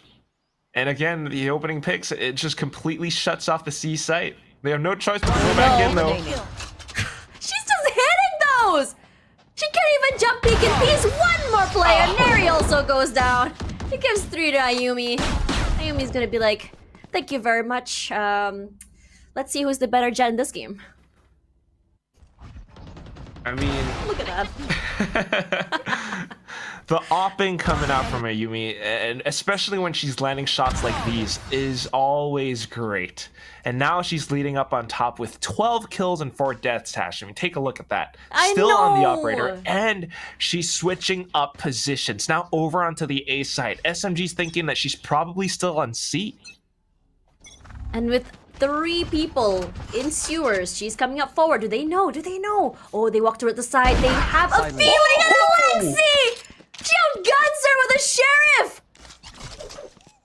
Gonna be clearing that out first before anything happens. Moving in with Aneri. But so far, you can see Napsky, she's playing out in Link. She wants to play together with her teammates. Wow. Look at this, though. Aneri will pick up that op. And the reason why, yes, Snapsky's playing away from the site and you know, everyone else playing away from each other is because they're setting up for a retake. They want to ensure that SMG kind of spends their utilities, spends their ultimates pushing onto the site, while the rest of them just set up around it. If they can deny the spike plant, that would be huge. But of course, Bess has to be careful. Do we see a waterfall? People jumping in from Haven. Yes, we do! And the sprays come out from Bez and Napsky. The waterfall! Mission success, says Alexi. That's the tap onto Napsky. Not too sure what happened there, but Viper's Pit is there to go for that defuse, for that post plant. Kohabi playing right outside. She has to get a one tap. She does! Iceberg for 2 already. And now Shirazi, solo, can't do much in this situation. So in this situation, both teams could have used 2 ults each. No. Shirazi gets a tap onto Iceberg, but the defuse does go down. And she goes down as well, so, you know, as they say, the captain always goes down the ship.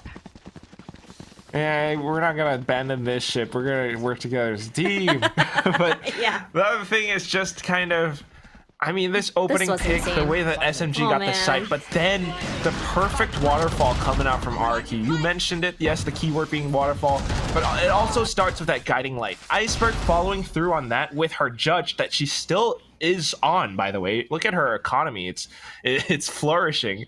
But the presence to kind of block off some of these retake entrances and then just to keep SMG at bay, right? Even towards the end of that Viper's Pit play, she just spams her judge to make sure that Shirazi is not trying to spam out her teammate.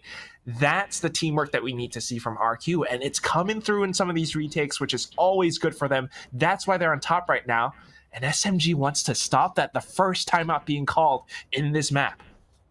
It's very rare. I think throughout Open 2 and 3, actually making SMG call for timeout, it just really means that whatever the RQ has been cooking is doing so well.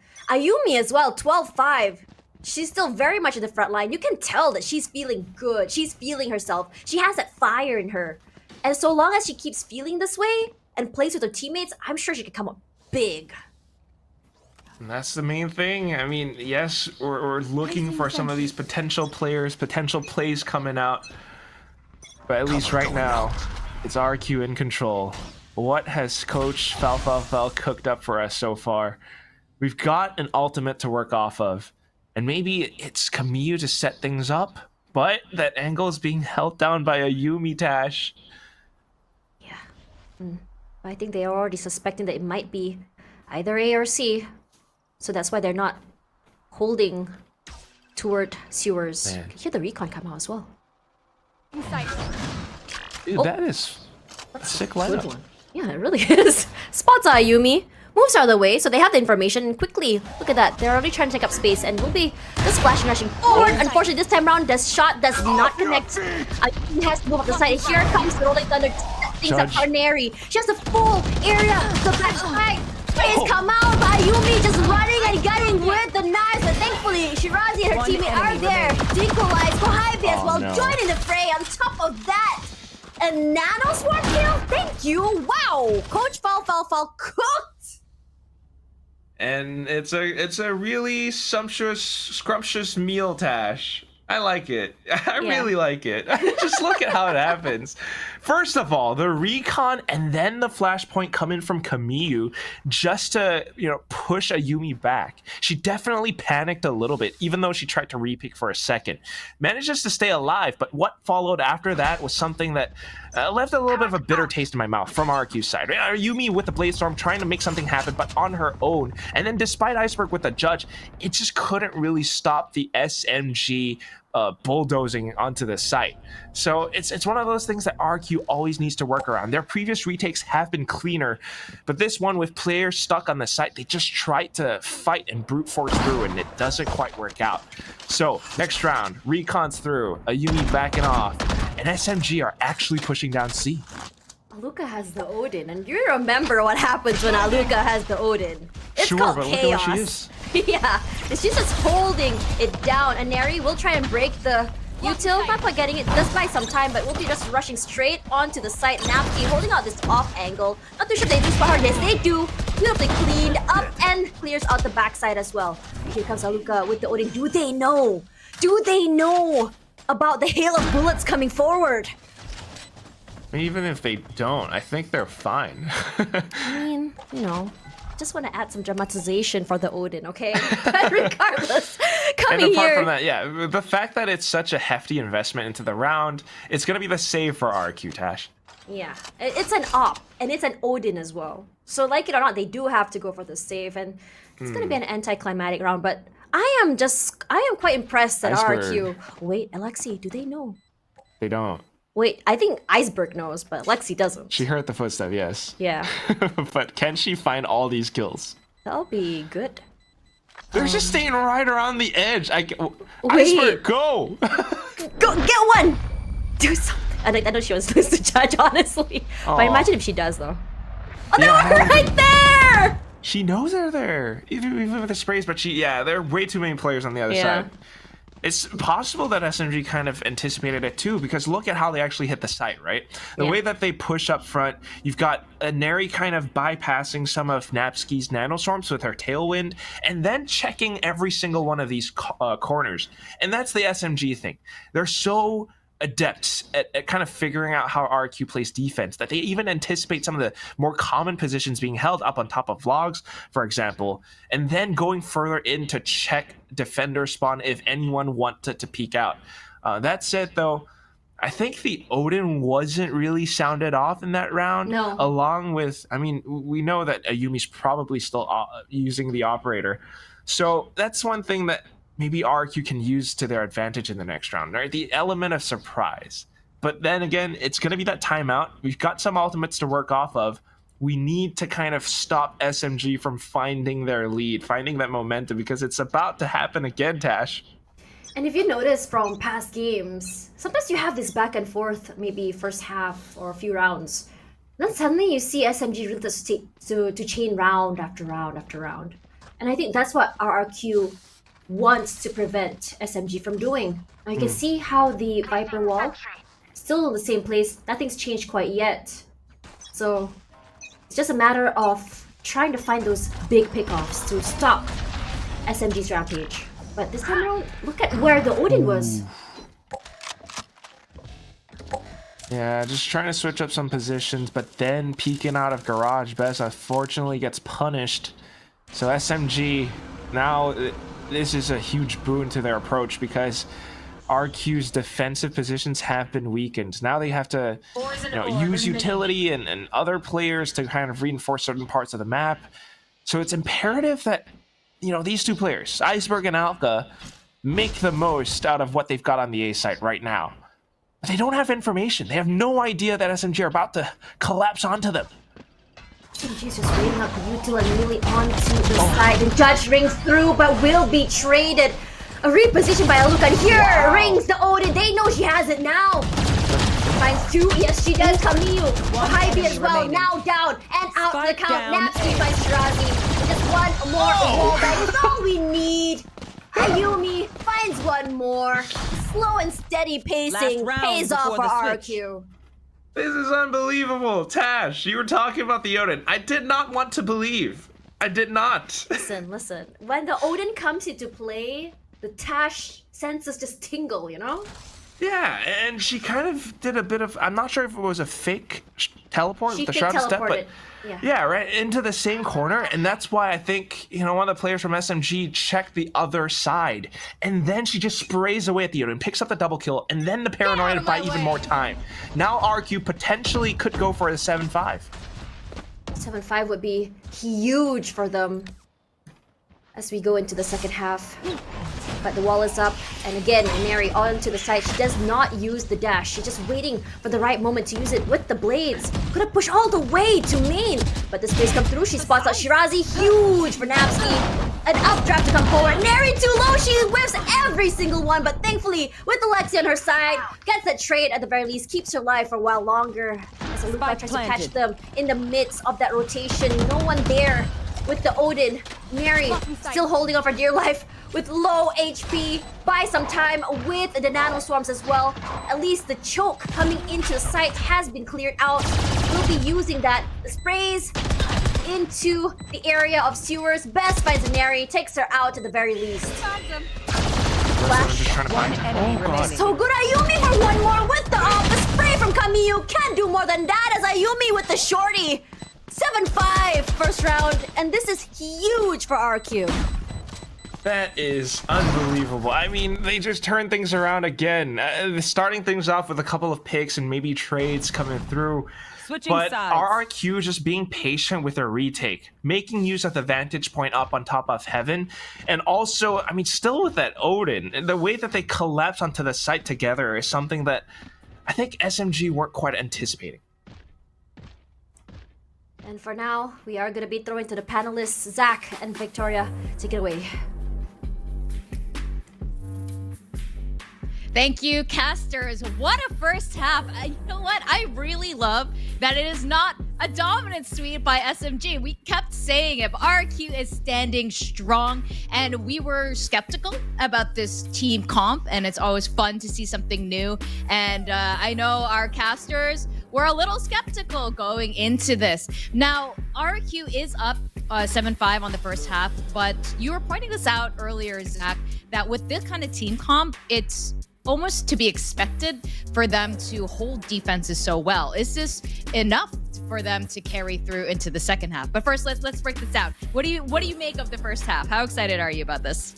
I'm actually really happy because this is one of the first times that we've really seen a team end that first half with a leg up on SMG. Like we talked about before we headed into the map itself, the kind of team comp they're running, in particular that Viper, and the way that you can cycle smokes around with that Omen on your team as well. It's provided RRQ a lot of stalling power, so SMG, they just found it really difficult to hit these sites, and it shows, right? There's just so much delay that's being caused because of the comp. Definitely. SMG has to spend so much util just to push past RRQ's defenses. Shirazi was often the last woman standing, and she would have like 10 HP left.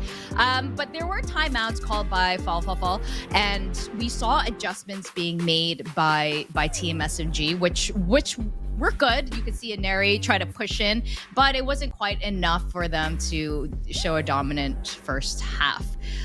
With that, we are going to go back into the second half of this game, see how this plays out. At this point, what do you think, Zach? I have no idea how this is going to play out.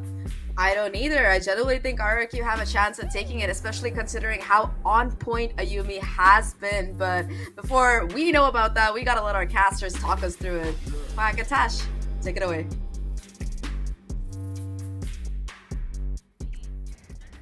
Woo! It's so hard to really predict what is going to happen. But as I was telling you, Quack, during the little halftime, I feel like SMG will be doing a lot better on defense. Because now they don't have to worry too much about having to walk through the iceberg toxic wall. I mean, as opposed to post-plant later, of course. Yeah, maybe not as much. But I am a bit nervous, Tash. Me too. It's a good composition for, you know, this. It's very balanced. It's great for the defensive half. It can be useful in the attack too. And maybe they didn't quite know how to play around Iceberg and her judge. But now you're gonna have Iceberg mentally conditioning them with the same wall every single round, and they're always gonna be wondering, is it gonna be an A hit? This time it's gonna be C. Look at that aim duel happening between Shirazi and Ayumi, both rendered so low, but the amount of utility they've used at C-Long just to deny them entry into the site, and it looks like the first one to concede off will be RRQ. But look at Neri, she's just planted herself here, she spots one out in the midst of that rotation, and immediately gives away that space. But for now, a little bit of a skirmish here on B main. RRQ says, don't want to overstay our welcome, perhaps A would be the better hit. But SMG, they're reading this quite well. They're playing close towards between B and A link, so if they want to quickly rotate, they can, and that's exactly what they'll be doing. Poison orb emitting. The main thing you want to keep your eyes on as well is Shirazi making the long trip back towards A long. And if she times this right, RQ might not expect her on the fleck. And Neri comes, Yumi comes back in to check though. That's Shirazi gone. Yep, they do know. Both teams reading each other like a book by Yumi for two. How on earth did she do that, Luca? Just swings out, gets one, Kamryu trades back, but so does Bess and Iceberg. So that will be 2 pistols in a row, won by RRQ, I believe, for this map. Yeah. What a great start. And then it just turns things around as well. I mean, for RRQ, they're finding their groove. First of all, Yes, Ayumi versus Inari is a matchup that we've been hyping up, a matchup that we've been wanting to see, and Ayumi just takes Inari's head clean off in this round. Apart from that, though, everyone else from RRQ has been stepping up. I mean, tiny bits of frags and improvements coming up from everyone from the roster, and it secures them the round win. They might have lost, a player early on and then trying to make that conversion, that rotate, but then it actually works out once they find these frags together as a team. Oh man. Technical pause once again, but honestly, I was keeping my eye out on Aluka in the first half because she does put in those, I would say, the smokes down, but it felt like she was getting cut off so early, just getting clipped off so early, getting hit out. But now in the second half, it looks like she's starting to really make that big impact that I really want to see. I mean, toward the last part of the first half, yeah, I think that momentum might be coming up forward. But as we come through here, I just want to know whether these tech pauses, will it affect RRQ or will it just keep them going? I mean, if anything, it kind of puts a pause in everyone. You're starting to feel hot. You're starting to find some of these rounds. And then maybe sometimes tech pause just happens. And you're never quite sure why. Maybe it's a bit of equipment or connection. But whatever it is, Tash is spamming that caster start game button. So everyone just rest assured. In the meantime, I mean, SMG still... This is the reason why I'm a little bit nervous for them, right? This is their map pick, and they should be, really confident with this. It's been a while since we saw RRQ on Haven coming back from Open 2, but SMG, right now at least, although they're hitting some shots, not quite feeling, in peak performance right now.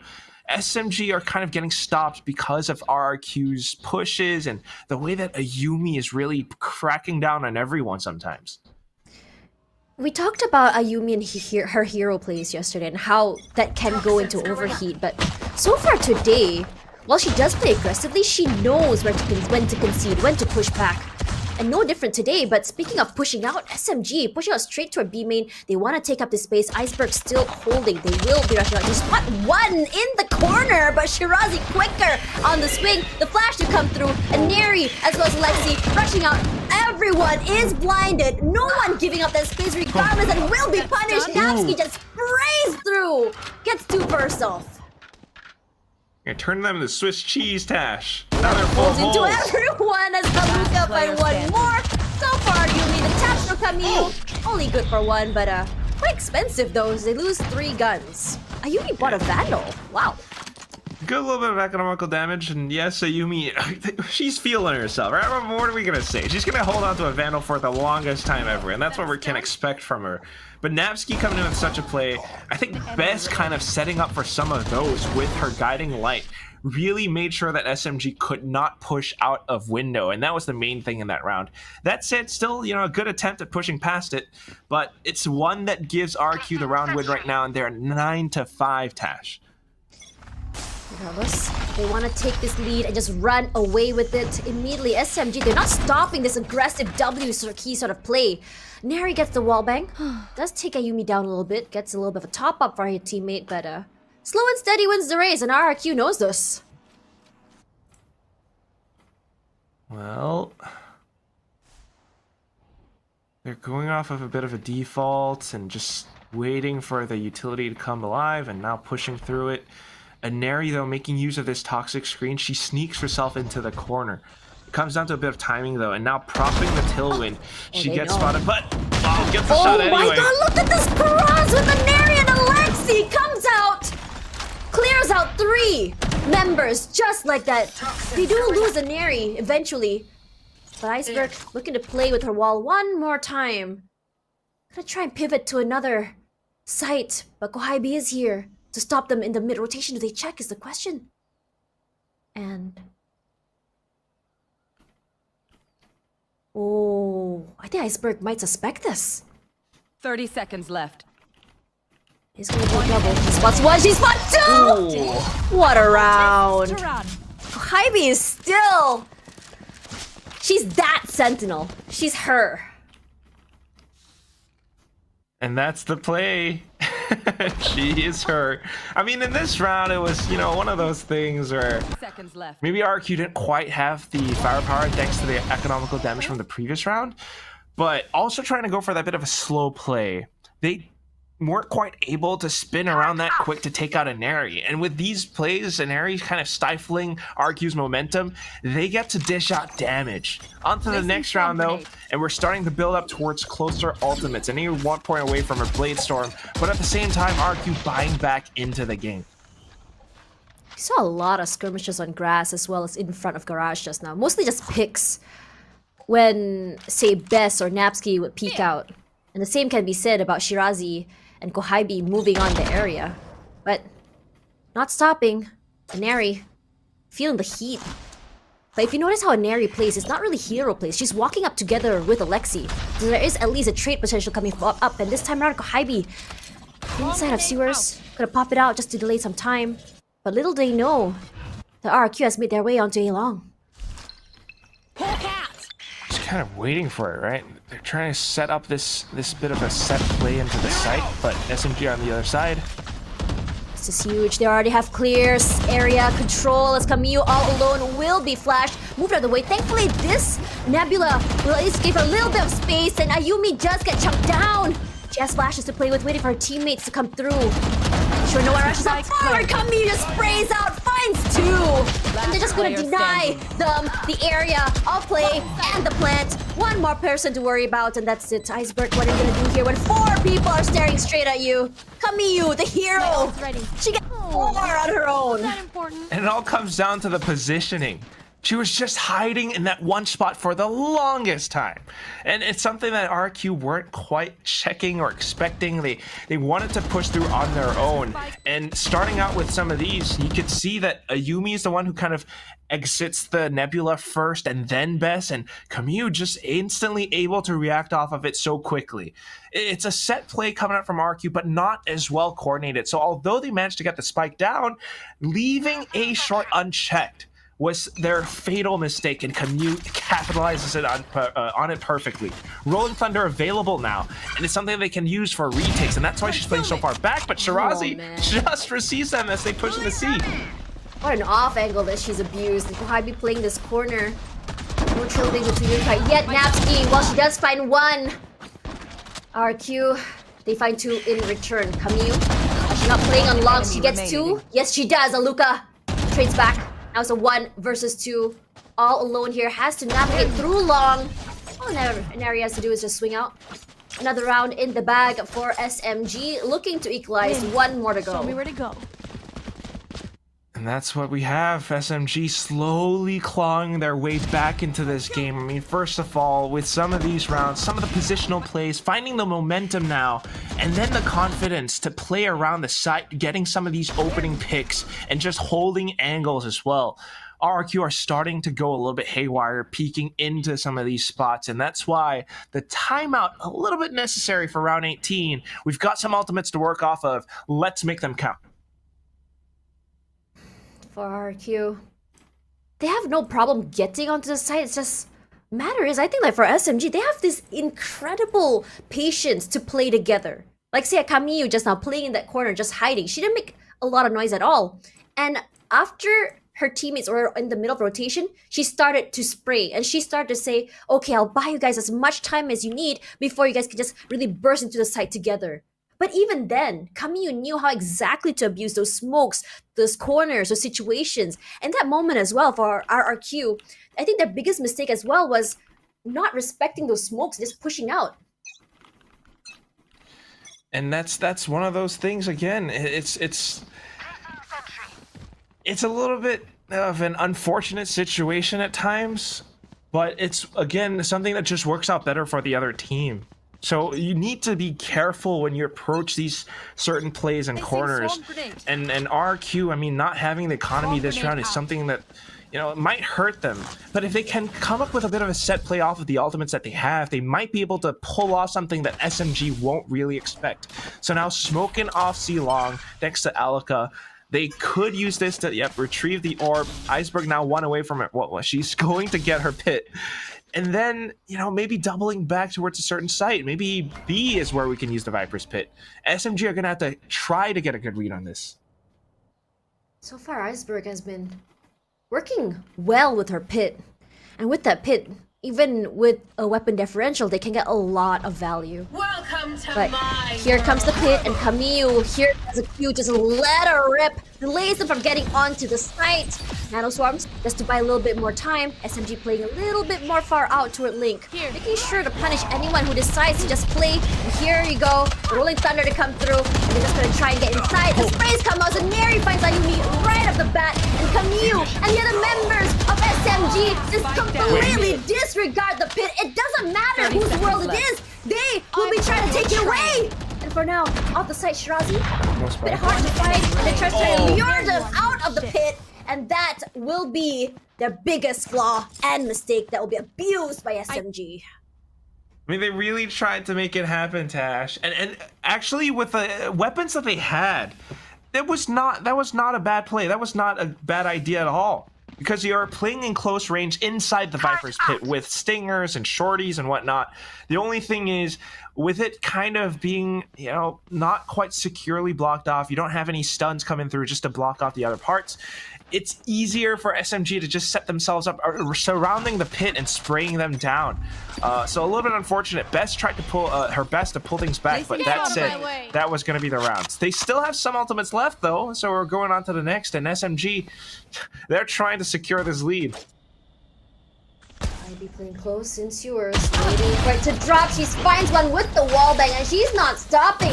Just walks up on top of the decay, the poison per se. But for Ayumi, finds a Lexi in return, so it's a 2-for-2 trade at the very least as they walk You up. should run. But it's gonna be the lockdown just to give them a little bit more space to work with. Look at Shirazi. Oh, she's gonna get one pick anyway. Nice sprays to come through, just deny them sight, and they will respect. They will move off. Iceberg moving away on the other side. We'll just spray through. Shirazi goes down, and so does Neri. W gaming straight onto the area. She just runs straight and makes a beeline for C. Camille. Probably have read this wrong. She's all the way on the other side.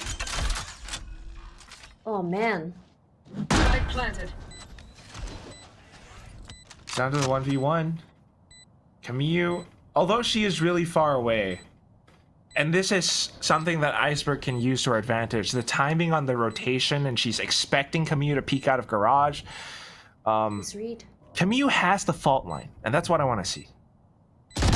Down! And Iceberg wins it. Honestly, Iceberg already knew where exactly to look. So she put herself a little bit inside. Yeah. Just to give herself a little bit of an advantage. Just a bit of that timing play. I mean, she knew where Camille would rotate from. She expected it to happen at a certain time on the round.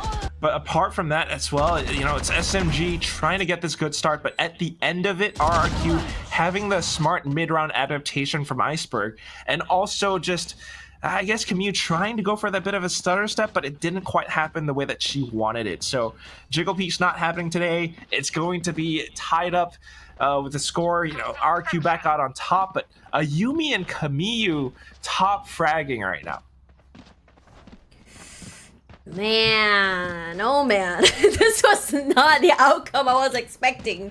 I was expecting a sort of like battle where we see Ayumi and a Neri on the top side, but it's not that a Neri is not performing, it's that a Neri, or rather SMG in general, just playing more as a team-oriented play, as opposed to Ayumi, who is really eager to play aggressive, push out forward, with her teammates a little bit more in the back line. So it's two different types of play for these teams, and both these plays are working out in each other's favors. It's been such a back and forth.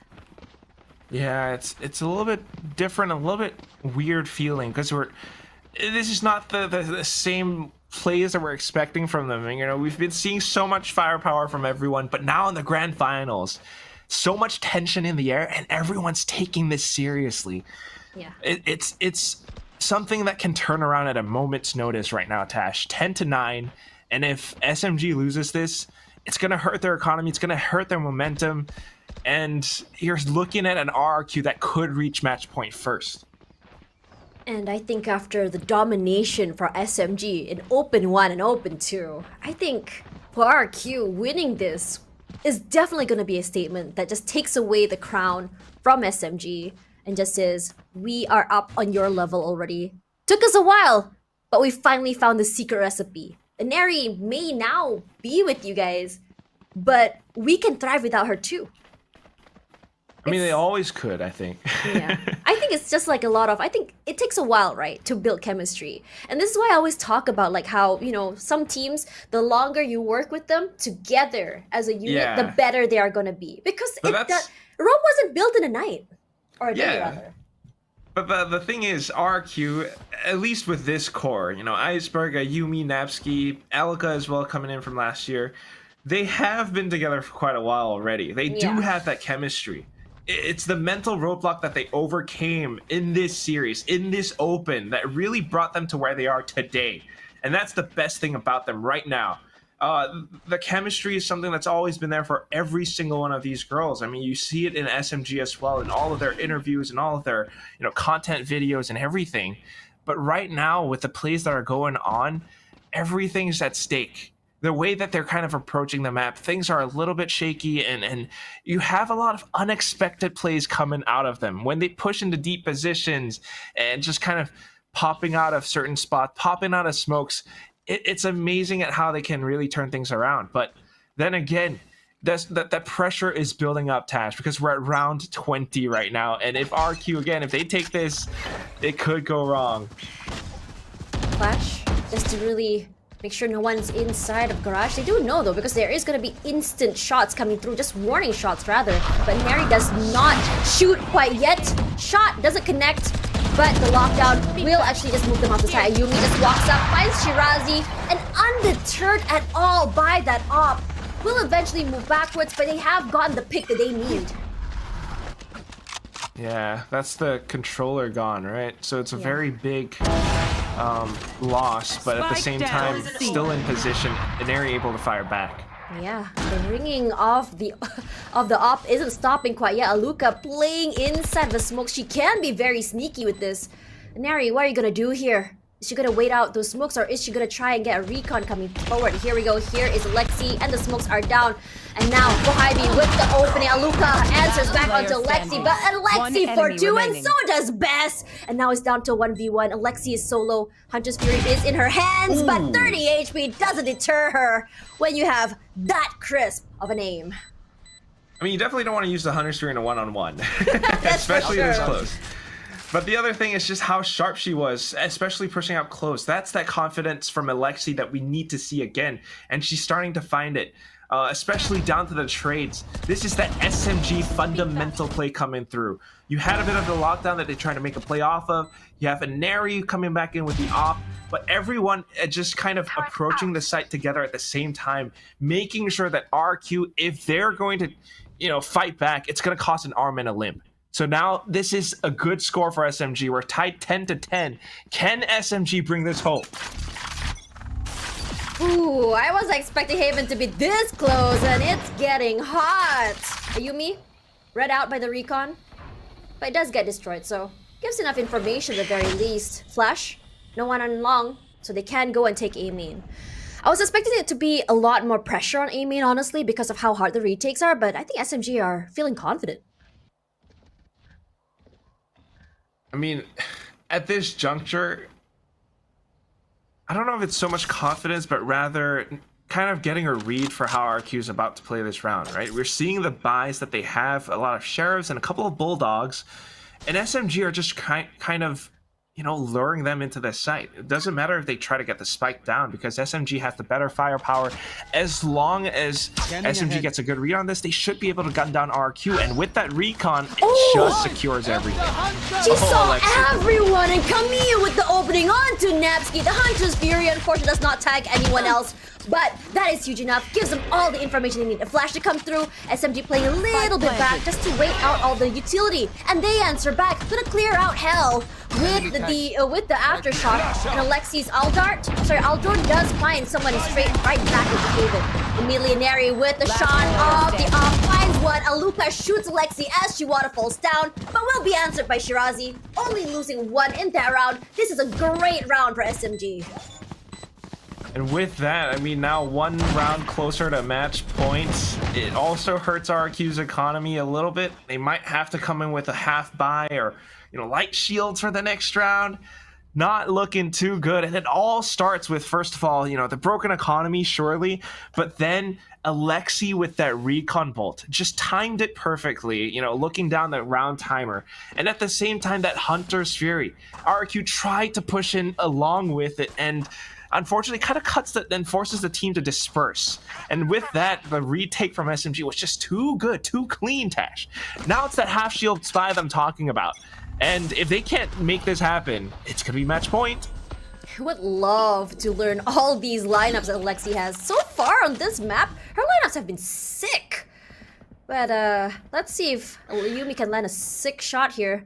Well, no one is on A. Look at how SMG has really placed themselves. One toward A long. She missed them because of that Viper wall. Kaguya goes down. Will she check the right side? I think. Oh God. No, she does! She does! My ult's ready. Spots Luca. What a good read. They know how exactly they play with that wall. Bayumi is there for the trade.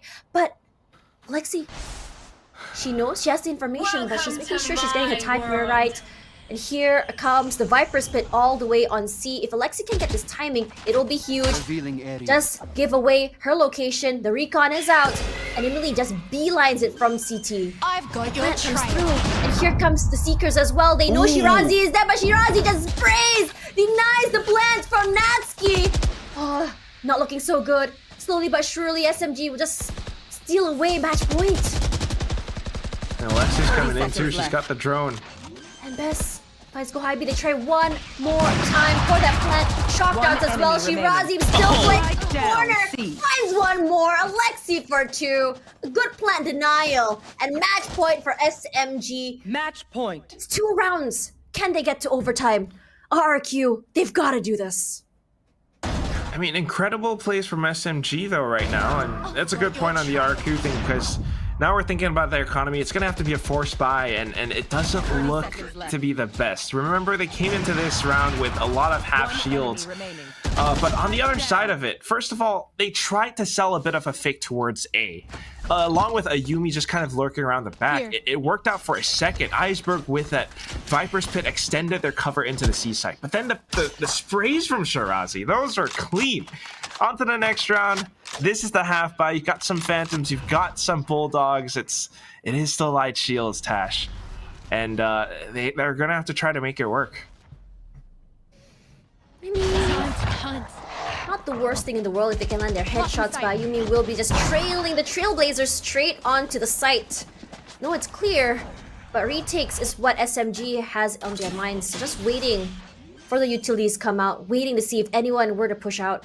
But slowly what they can do here is just choke them from different angles in different areas. And I think for RRQ, they know this. So look at how they've done it. Nice little one-way smoke. And here comes the Rolling Thunder. And the Recon does spot out one. They know it. Kamiyu immediately just gonna do a flash as well as the Aftershock just to clear out those areas. But Napski's utility does a lot of damage. And so does Bess. Neri Kohaibi picks up one each. And Neri tries to jump shot down. Doesn't happen. Iceberg finds her. And Kohaibi 4-3. Can she go 4? No!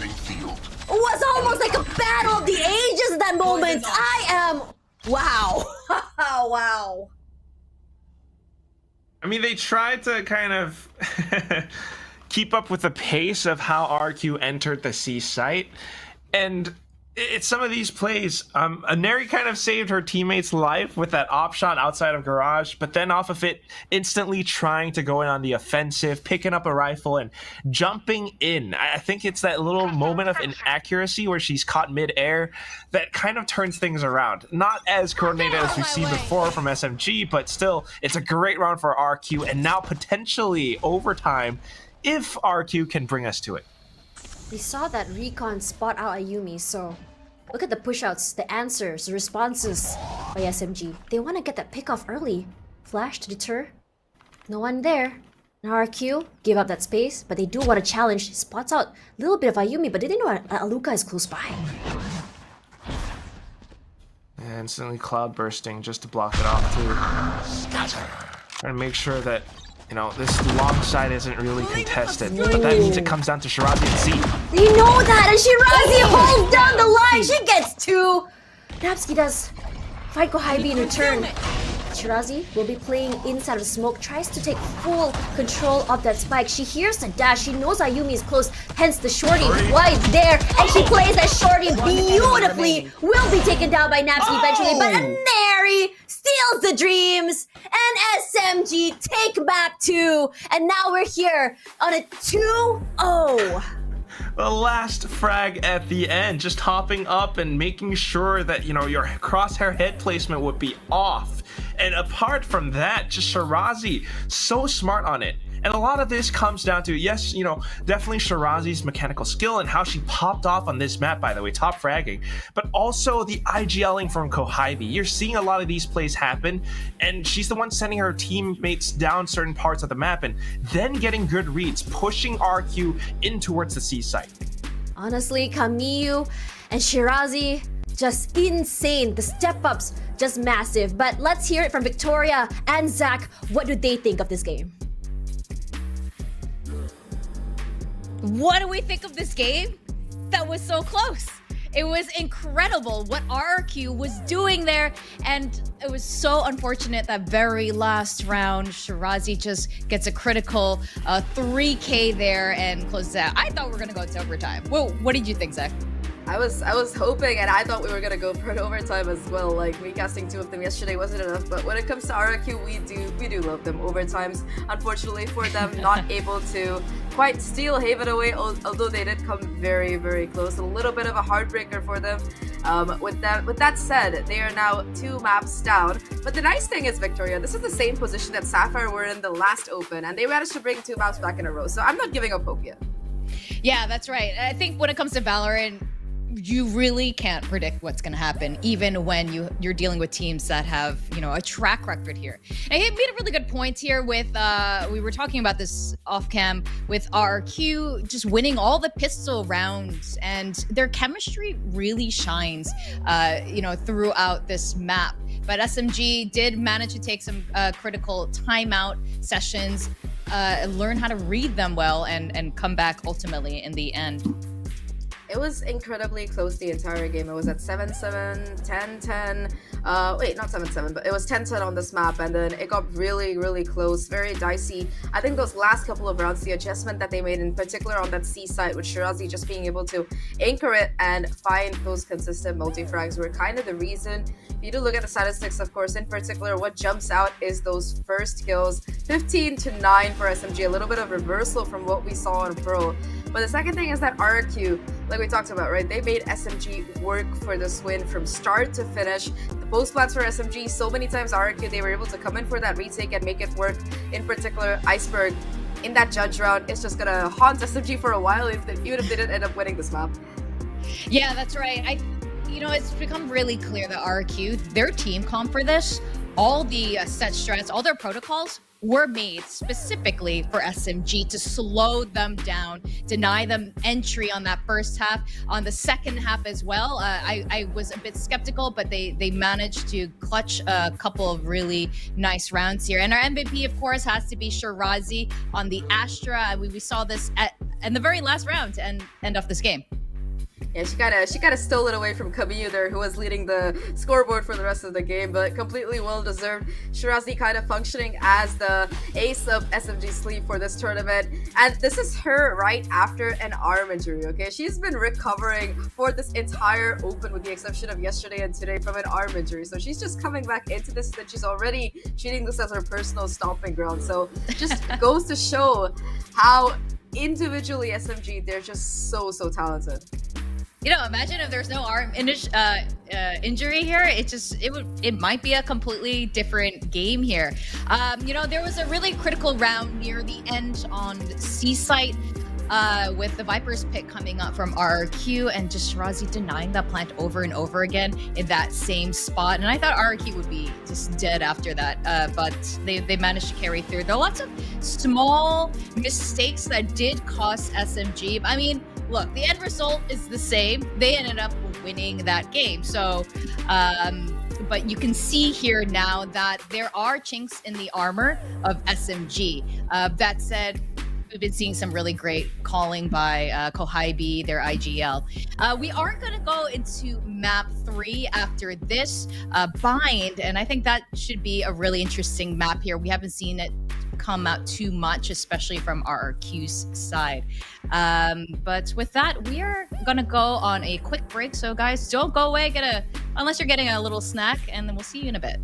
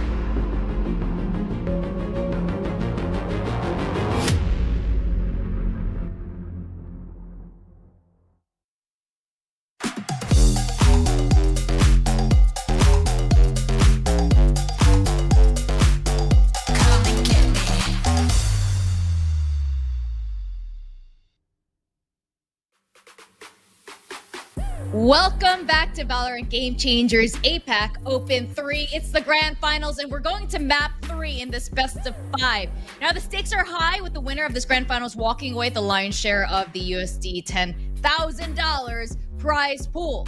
I'm Victoria, and together on the panel with Zahk, and we have Team SMG and RRQ Kaguya as our finalists. Now, Game 2 on Haven really sets up the stakes here. We see RRQ's potential with a surprising team comp, Zahk. Yeah, for sure, especially on Haven when they picked up that Viper. We were talking about it before we went on break about how the double controller, especially the utility on the Viper, has really led to slowing down SMG, and that might be the key for RRQ Kaguya to be able to kind of swoop in and maybe make this reverse sweep happen, especially considering that Haven, it was so neck and neck the entire time, right? It was 7-5 half, we had like 10-10, 11-11 before SMG finally closed it out. Yeah, that's right. And we even saw a bit of that on Pearl in the beginning as well. It was back and forth. SMG was obviously clearly more dominant there. But as we went to Haven, which was SMG's map pick, they really gave SMG a hard time. They were really prepared for it. Their team comp seemed to be specialized, especially for SMG's very aggressive contact plays. Now, I'm very curious how it is going to be going into Bind for our map 3. RRQ doesn't have a lot of history here in Bind during the Open 3. In fact, I believe the last time they played, they lost. But this is their map pick going into it, so maybe they have another recipe cooked up for us today. What are your thoughts on this? I really hope that is the case, and I believe that they did pick up this map in the lower round, whatever, the one before the lower final, okay? I don't know the technical term, but they played it against Orangutan, and it didn't go their way, unfortunately, so it's a map that the only time they've played before, it didn't go too well for them. But hey, the last time SMG did play this map against Sapphire in that previous final, they ended up losing it as well. So there's always a chance, as I like to say. And for RRQ, like we talked about, they've looked so incredible both yesterday and today. In particular, today, they've been extremely resilient. Individually, they've been able to step up huge. I think that last map, of course, we can really highlight Ayumi and how many times she was able to just find those first picks for her team. Sure, they had less first bloods than SMG, but at the end of it, it's still RRQ being able to stand toe-to-toe against what is arguably the scariest Game Changers team in APAC right now. Yeah, I think Shirazi and Ayumi were definitely the two players we were eyeing in the last map. Going into this map 3, though, it's so exciting today. I'm so glad this is how our grand finals is playing out. As we go through every single map, it gets closer and closer. We've got our agent pick, Kohibi, on the chamber for Bind. Kaguya on the chamber, double controller coming in for SMG. The Harbor Viper comp that they rock on their Pearl, they're gonna continue rocking it here. And of course, NRA switching over to that Raze. But what made me really go ooh was that double duelist coming out of RRQ Kaguya. Now, we mentioned this a little bit before about I think on yesterday's stream about Aluka's history, right? She's historically always been that duelist player. Had a little bit of a stint playing on that controller, but aside from that, duelist is her bread and butter. So to see her back on familiar territory along with Ayumi in that Raze Reina pick, that's a lot of pressure for RRQ Kaguya, but also something that could really work out for them on this attacking half.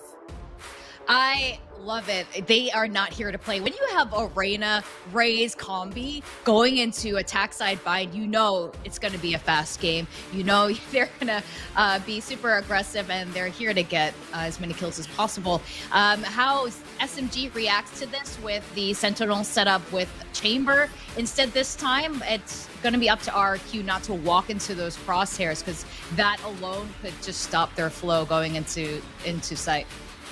I definitely agree with you there, especially with the sheer amount of utility that SMG have to work around with. Of course, the Viper for that stall potential. Shirazi is really, really good at playing around her utility. You cannot underestimate Shirazi, and I feel like that's the most fatal mistake that a lot of teams tend to do when they do go up against SMG. They're more worried about the open threats, though, the guns that SMG flaunt around, Kohibi and Neri, but Shirazi is just that back line of defense. I think that she was one of the highest ranked players last year when the chamber meta was in full swing. So despite that role shift, she's still able to put up those numbers, and it's very impressive for SMG's side. So of course, like we talked about the utility on the side of SMG, it might be something that RRQ have to be very careful about, but also when that side switch happens, I'm also worried about how RRQ's defense is going to shape up, because despite the double controller, they don't really have a sentinel. That's true. But I will have to point out both of these team comps are very familiar. We've seen them from two of the top teams in Pacific, actually. So I think if they've probably taken some learning lessons there too, and they're going to apply and showing their gun power. With that, we are going to go into game 3. I think this is going to be a super exciting matchup. I always love a good bind match. We're going to go to our casters, Quack and Tash. We love a good bind map too, and I am super stoked and I am super excited. Now, the last time RRQ played this map, they lost to OGX. It was a very, very close game, and I think that one of the biggest reasons, or rather, it was because Aluka wasn't able to really full potential play as the Reyna. Because as a Reyna, you have to get those picks to really get the overheals, the dismisses for the reposition. So let's see if this time around she's able to get that done. Yeah, I mean, she definitely needs that. I wouldn't say that she definitely, had that rough of a time. No, she actually got really. 24 kills, right? It was still pretty good. It was still pretty good. 4 first kills, 0 first deaths. That's a good, way to start. But I would say rather it's more of the composition and how RRQ approached the attacking side that they really lost against OGX. If you take a look at that score, OGX won so many rounds on defense. RRQ only won 2 on attack because they didn't really have those set plays, those set executes that they would rather, otherwise have needed. Ayumi kept trying to pull off showstopper plays on her own, kind of satcheling into sight, just throwing bodies in, and that didn't really work out the best for them. So maybe they fix that, because this is their map pick, Tash. On the other hand, we see what SMG does. They beat Full Sense Sapphire so cleanly on this with this composition. I'm not gonna lie, I can't lie. I really am nervous this time for RRQ. I mean, this map is so defense heavy. You just need enough points on attack to really take it home. And with RRQ playing attack first, they can perhaps set the bar. But the trap for Kohabi will be broken. She does get a tag in, but unfortunately does not get the kill.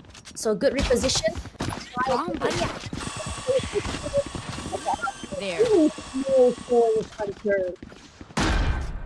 Okay, not too bad. Got the spike plant, and everyone's kind of falling back, holding up around bats. And Heluka, there's the kill. Yeah, and she needs that nice overheal to really reset everything. Gives a little bit more space. Napsky finds one more in her favor. Camille has to give up space in U-Haul. Does find one at least in Showers. A good reposition. And she also gets one more from Showers. His isolated fights is doing wonders for her. As the other members of RRQ push out here, U-Haul gives a bit of value. A 1 versus 3. A Neri on her own. A jump pick to come through. But Aluka with the frenzy from that range, it gives her all the advantage in the world. And that's how RQ plays it post-plant. I mean, we've seen how they play, off-site holds before, and I would be remiss if I didn't say that Alka's nailing so many of her shots with the frenzy this time. The way that she kind of holds out around lamps, approaching at close range, carefully exploding and peeking out, and at the same time, just kind of, leaving her teammates around bats. This creates a multiple side presence that, SMG kind of has to work against. You got to watch bats, you got to watch lamps, and those are kind of like 180-degree angles you got to flick back and forth from. It's tough. Koibi did a good bit of damage from before, but not quite enough. And now, next round, you got these shorties up close, Tash. Yeah, Neri. Now she's caught set out. She has to move out of the way. Reloads, moves out of the way, straight through. Ayumi knows exactly where she was gonna play. Tried to get a pincer from Shirazi from the teleport. Not happening.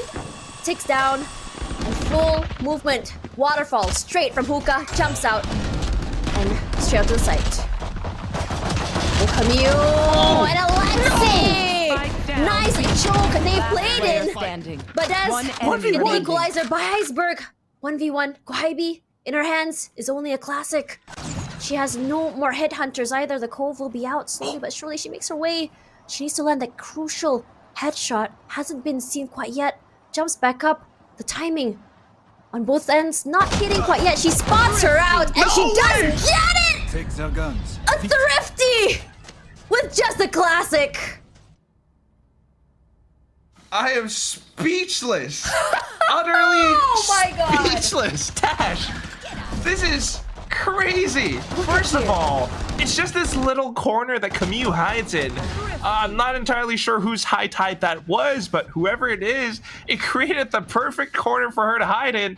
And then kind of, I thought Iceberg made a bit of a smart move with the cove, right? Kohibi was thinking she might have been inside it, but then kind of exposing her back as she tried to, you know, double dip and back towards the A site. It hurt her instead. So now SMG gets the buy instead, and RRQ are economically hurt. But we've seen some insane thrifties from both teams. Let's see if they can do it again. Slowly but surely making their way through Hookah. No move by Hakaimiyu is just relatively keeping herself hidden in the backside. Yeah, you don't have to do too much. It's RQ who has to make a move. So, just kind of jump spotting. And RQ are, you know, just trying to find their positioning right now. But they have to check so many corners. Camus, Leo, the teammates, Alexi is there for her teammates' backs, and Camus will be spraying! Gets two! Kohibi finds one more. This is a huge round for them for the lead. A very clean one. Didn't give them a lot of space to work with at all. I mean, RRQ, that is. Tash, that was squeaky clean. They didn't lose a single drop of health. Wow. Oh my goodness. Look at how much they spent in this round, Tash. Just, you know, a couple of thousand, maybe 3,000, that's about it. And SMG, they got to keep on saving up their credits. RQ, you know, this time they get to buy back up because of the save from the previous round, but it's half shields, it's not the best thing, and they weren't able to find all that much. Now still just trying to get a sense for how SMG position themselves on defense, but they're always switching things up. Look at this now. Shirazi and Alexi just playing, no, Camus and Alexi, excuse me, playing up around Hookah. Yeah, they're holding together. No one will be watching me at the very least, but they do have the Viper Wall grenade just to clear out Hookah. But it's gonna be walking straight into Ayumi's crosshair. So despite the flash, not getting the value. Just waiting for this Viper Wall to go down. Lexi will be flashed, immediately will be spraying down. Can't do more than that. The damage has been done by Luca with the overheal. Nice reset for her coming forward. Smokes just to deny anyone from Hookah. But Luca, she's not done yet. She pushes out, but Kohibi punishes her for that. And Ayumi will trade back. And so does Shirazi. One more for the spray. And Shirazi makes it so clean. Shirazi's heat from the last match. Momentum still moving to this map. She spun around and then kind of, you know, accidentally fired a shot, I think, and it's still somewhat wallbanged Napsky, which is so unfortunate. And Napsky unfortunately couldn't react in time, and just being so claustrophobic inside of Tube as well.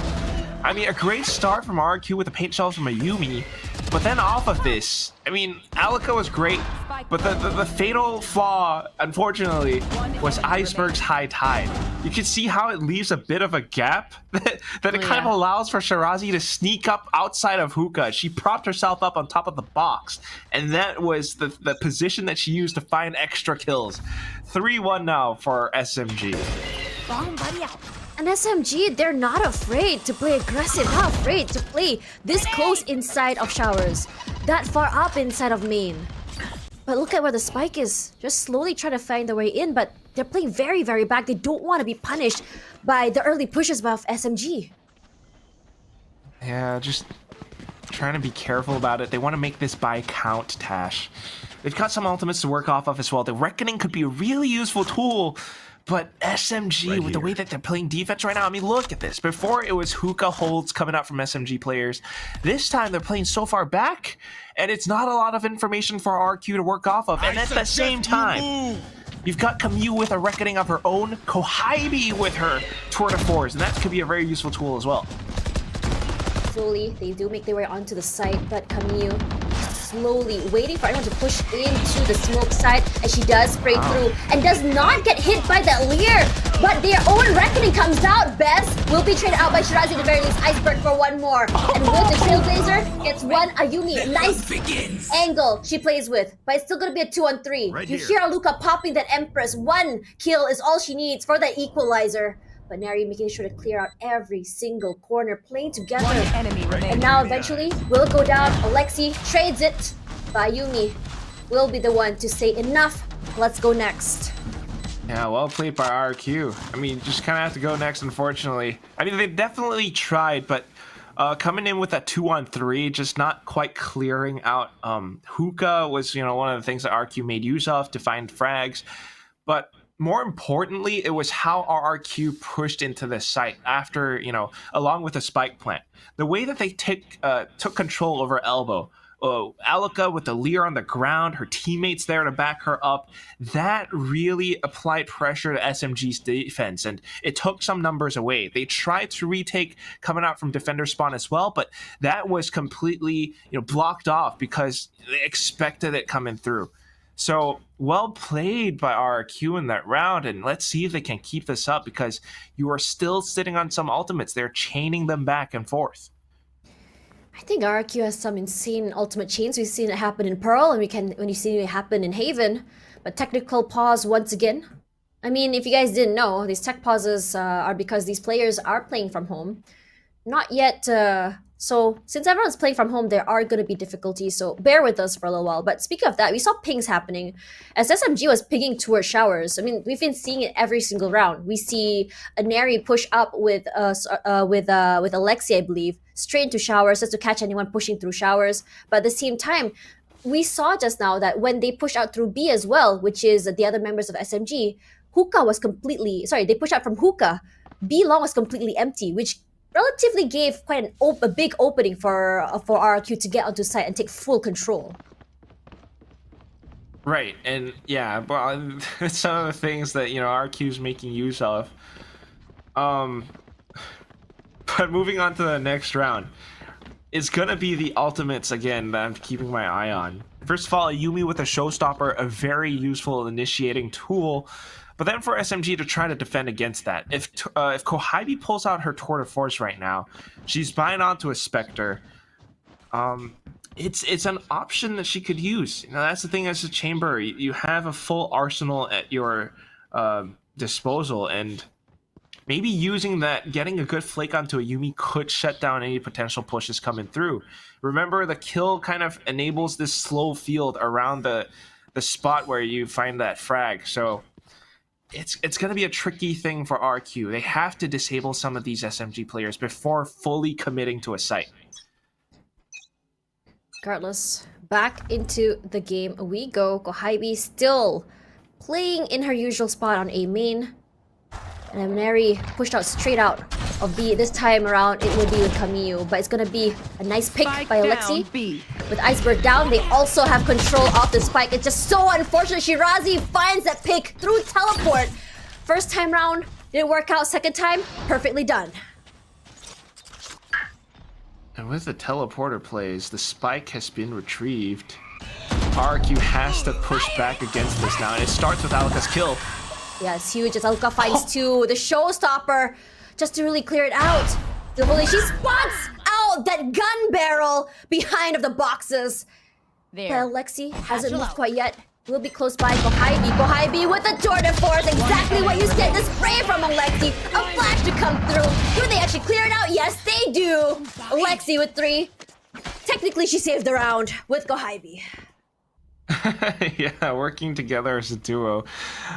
Getting those 3 frags, that's what Alexi does. But more importantly, it's the way that they took control, making that sudden teleporter play. Definitely is, not a very common sight, and it's a great call by IGL Kohibi and, executed to perfection along with the team. And something that RQ just did not expect whatsoever, because so many rounds now they've been trying to take control over Hookah, and that went unpunished. Now that they're punished, they spent the showstopper, they lost the round. It's gonna be Sheriff buys, you got Navsky and Bess on their ultimates, but can you really make use of them? It's a little bit painful for RQ in this round. Aluka, if she gets a power pick, will be huge, but rendered so low. And will eventually be taken out by Camille. So the Shirazi for 2 and for 3. In fact, look at her play with a tiny little angle that she can spot by the side of the cascade. Like I mentioned, it's the buys, and now it's just SMG turning this into a firing range. Shirazi! Oh man! I was the one getting a heart attack. A clean round for SMG again, and it's one of those things that gives them such a strong lead. Tash, we are at the third map right now, and if RRQ cannot bounce back off of Coach Ducky's timeout right now, it's painful to say. I keep using this word, but that's just how heart-wrenching it is.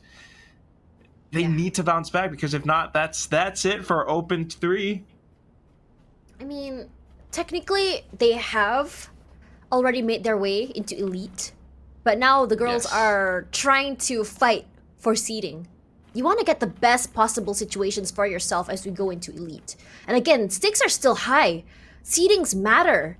When you get to Elite, you want to be able to get the high seed to be able to get the advantages, number one. And number two, you want to make sure that you can wrestle that one spot to championships away. Yeah, that's the main thing. It all comes down to that one biscuit at the end of it. You gotta risk it for it. You know, Can we have a cookie that instead? one spot, right? Like, I mean, biscuits are great, but like, what about a cookie? No, we're just risking it for the biscuit. Risking it for the cookie does not rhyme. I mean, it doesn't rhyme, but cookies are 10 times more delicious, okay? Okay. I love how, like, there's no reposition at all from Kohaimi because she knows that she's gonna be able to anchor this area. Look at that. Spots it as well. She's got the rendezvous, so instantly out of cover. Oh, but Camille with the multi-frag alongside Shirazi.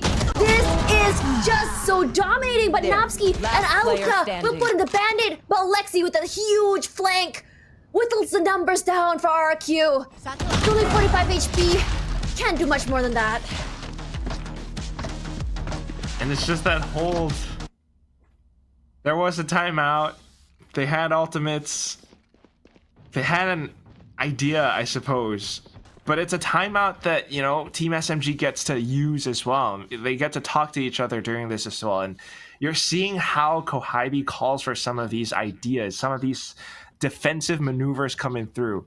The way that they managed to put up that roadblock around Bats completely threw a wrench into RRQ's plans. And that was the main thing, apart from Kohaimi. And again, with this same presence, now she's got the op. Oh, and that op gets a kill as well. Finds Aluka. That's one of the heavy hitters out of the way. The showstopper will be used. Here comes the reckoning. Here comes the speakers. Pandemonium all around. And through that, Iceberg Napski get one each. But Shirazi gets a pick onto Best with the snake bite. But here comes the Viper's Pit. Full control of the site. And what can RRQ do to regain control of this? They have a minute to play with. They can pivot off, but it's gonna be hard. With Kohaimi watching this backside with the op. That's exactly what she wants to do. Maintain that control of the site and the areas around it. They keep trying to find some semblance of control. Taking down Camille is a good start. But the main thing is still Kohaimi. She's repositioned herself. And if at this point RQ tries to reposition, try to rotate back over onto B, they're going to run into Kohaimi's crosshair. So the only way forward is into this Viper's Pit. And that's a tricky thing. They're running out of time, 30 seconds to go. And Shirazi, she's not moving at all, staying hidden. And look at where Kohaimi has positioned herself. If anyone were to come out from main, she'll see her. If anyone wants to come out from lamps, she'll see her as well. But slowly, she's inside. And this person, she spots out the gun barrel. It's just a clean round by Shirazi. And you know, she wins these pit fights. It's her world and we're all just living in it. She's the pit bull right in here. Whoa. It's crazy. Look, she was top fragging from the previous map. She's doing it again on Bind. And it's just such a strong defense because of her, you know, her Viper's Pit, her toxic screens, the snake bites from before, controlling baths. RQ has not been able to disable her just yet, and that's why, my goodness, she's sitting up with 13 kills and 4 deaths. You know what's insane? The fact that Shirazi just recovered from an arm injury, which is why she wasn't playing in the beginning. And in this beginning, that shot does not land, unfortunately. So, RQ, gonna have to find another way into the site. They can pivot through a teleport if they want to. But this denial of information is making it very rough from them to even play around, to even pick which side they want to go to. They have to buy time. They have to wait out these utilities. The double controller setups. And at the same time, RRQ and the economy not too great. They try to sell fakes, they try to peek in. But SMG aren't really budging. All they have to do is to hold down and spray. Yeah, the blind comes through by Lexi. She just slowly makes her way through the smokes and she plays that corner perfectly. Okay. Aluka does get one pick with the Marshall, so it's huge. Teleport away, and Shirazi gets one, gets two. Wow, what a pivot. I mean, again, just finding these frags towards the end of it, because knowing that they've cut off RQ's limbs, these girls don't have any room to run to. At the end of it, it just comes down to the hold, and it's just too darn good. This is now 5 rounds in a row, Tash. RQ gets to buy back up, but it's round 11, and they desperately need a win. 3, bare minimum. 4, I would say a little bit more safe. Because if you looked at the match they had yesterday, it came down to how many rounds they could get in the attack. And Kohaibi denies Ayumi one more round. It's so oppressive. Kohaibi on the chamber with the op, with the tour de force, and Aluka answers back at the very least, but so does Kohaibi. This battle of the big guns is just, I'm here for it. Yeah, they're firing back one after another, Tash. But at the same time, RQ are now at a bit of a loss. They've lost 2 players because of those trades. They need control. They're trying to sneak into lamps. But look at Shirazi as well as Camus right here on this part of the map. They're so aware about what RQ's trying to pull off. Jump spots, instantly knows where Napsky is. That's her head gone. Yeah, that's how clean it is. And Shirazi, she undeterred. You can tell how calm she is by how she places her crosshair. And Aluka, last person alive. She does have the Empress, but all she has in her hand is just an op. Yeah, she's so low. And Shirazi just has to pick up the shorty, and that's it. Round 11. RRQ, one more chance to bring us to the superstitious 9-3. Yeah, we kind of need that. We need to invoke that curse. We need to start praying or whatever it is, because right now it was such a hefty loss. You bought up an op and you couldn't really make it work, especially, with the attack as well. It bears saying that, RQ aren't looking great right now. It's 6 rounds in a row already. One more round. Let's see if we can at least find a 9-3. That would be best. They can already hear the sound of the Leers as Camille could have throw another high tide forward just to buy some time. A flash up to main. Her teammate does get some chip damage from the pain shells, but they go to the little corner, and Mary gets one, and so at least Alexi will trade back. Iceberg on the side already alongside Yumi, and immediately finds Camille in the tin can, clears it out. But Shirazi, a nice move strafe. 1 by 1 to go down. Iceberg, only 3 HP left. The timing is gonna be key here. But what are you gonna do? Even. No. Yeah, as soon as you heard the Roomba go, Shirazi reacts. And that's it. You do that sound. Right. Wait, how does it sound? I don't know. I can't do that. Don't do sounds with my mouth. But I mean, it's devastating for RQ right now. That's the main thing. Just trying to scrounge up with whatever buy they can get, even with the just down to 3 HP, Tash. It ends 10-2. I don't know what's gonna happen. And neither do we, but comeback potentials are strong for RQ. So let's see if Zahk and Victoria believe in a 10-2 curse instead.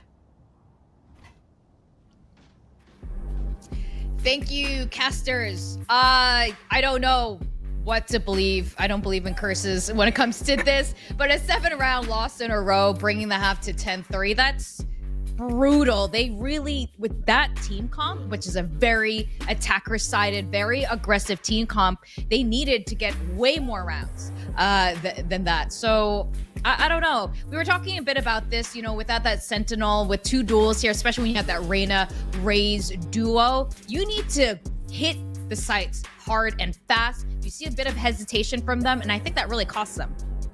Yeah, of course. Like you mentioned, the lack of Sentinel, it just set them up to get flanked so many rounds in a row. And of course, that, with, like you mentioned, the speed of their executes, right? The fact that they were taking so long just let SMG get that early information and take so much of map control for free. So many times we saw RRQ kind of backed into the situation where they had to go for a site even when it seemed like a really bad idea. In particular, that round, I don't remember the number, but the one where they had to push into the Viper's pit that Shirazi was holding.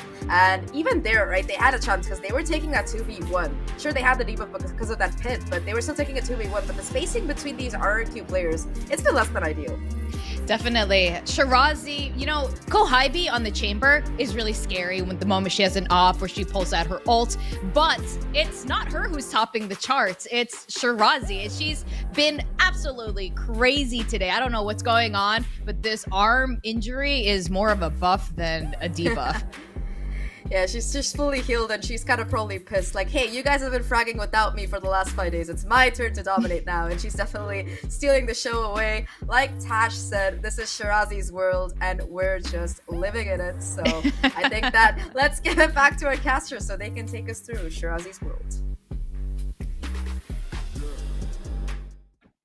I love Shirazi's world. It's dominating. It's oppressive. But let's see if RRQ Kaguya can do anything about that. They have to, Tash. It's just so, it's a feels bad moment right now. And that's one of those things. I think it could be another, you know, tech issue for this second, but it comes down to this pistol and they really need to mount a comeback. And whatever the case is, I'm just wondering, you know, maybe a timeout could serve them well, but at the same time, it's also a timeout that SMG can use, and that's why you're thinking so much about every single one of these little decisions. You just cannot overthink it. Starting this pistol, RQ, come out with that confidence. Find some of these frags. You got the double duelist. If you can disable Shirazi, you know, now that you're playing on the defense, start like how we saw them start out on Pearl. They might be able to turn things around. They can, and I definitely think that they would. The halftime, they may have used it to really figure out how exactly they want to do this defense. It looks like aggression is the name of the game, but Kohybe and Kamiyu say no! This is our main, and you get out of here. And Neri already from hookah, jumping out, picking a kill for herself, and leaving Iceberg on her own lonesome. What can you do when they just push out? A flawless pistol for SMG to set the tone for the second half for themselves. But what kind of tone does this set for RRQ? I don't know what to say, Tash. It's SMG just crashed down on them like a huge wave. And RRQ, you know, you're thinking about their tone and what they could do about this. They might be left with no other option than to go all in on this round. You need to, because if not, it's going to be match point, and either way, you're going to have to force buy every single round from there on out. So it comes down to this. What's that? 2 guiding lights. Yes, Best used 2 guiding lights just now. On too long, just to really deny them that space as Best plays elbow here. And Mary pushing out, destroys that trap. So they have all the idea where they are. It's just a matter of waiting for these utils to give them a little bit of space to work with. They want to take this eco round. Time to hunt. Trying to bring it back. Yeah, Shirazi with the sprays. She's not gonna get 2 this time, but at least Mary and Kamiyu will bandage the situation. Napsky with her own pick. As you're only seeing Best so low. Not a lot of HP to work with, not a lot of space. Tries to play and move to her backside. Make sure that no one is pincering her from the back of halls. Will get flash. Tries to at least get 1. But SMG isn't playing with her. Eventually, does find Lexi. Kohybe, can she do anything about it? Yes, she can. And even if anything, if Kohybe were to go down, Kamiyu would most definitely trade off that. Match point. Yeah. But also, I mean, more importantly, it's just how SMG came in with such confidence, such decisiveness to really take down the site. They are determined to close out today with a 3-0 victory. I mean, not a single map dropped so far in this open, and they are still making it look this clean. The last force buy, potentially, for RRQ. And it's a couple of, you know, specters, a judge here or there. They're just trying to hold. Luca this time around. Not giving it that space. Trailblazer taken out. We'll move back, playing with our teammates instead. RRQ Kaguya, we've seen some insane teamwork from them. This might be their saving grace as force buys all around.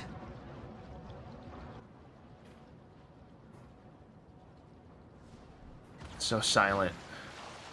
And they're all just waiting for those smokes to dissipate. All the jumps have been heard. Here comes the wall up one more time. And here comes explosion from Aneri. Will get sprayed out here by 2 members, but Ayumi so low. But slowly, SMG making sure to play this very, very safe. Not trying to play too aggressively. Kohabi, but Ayumi will trade back.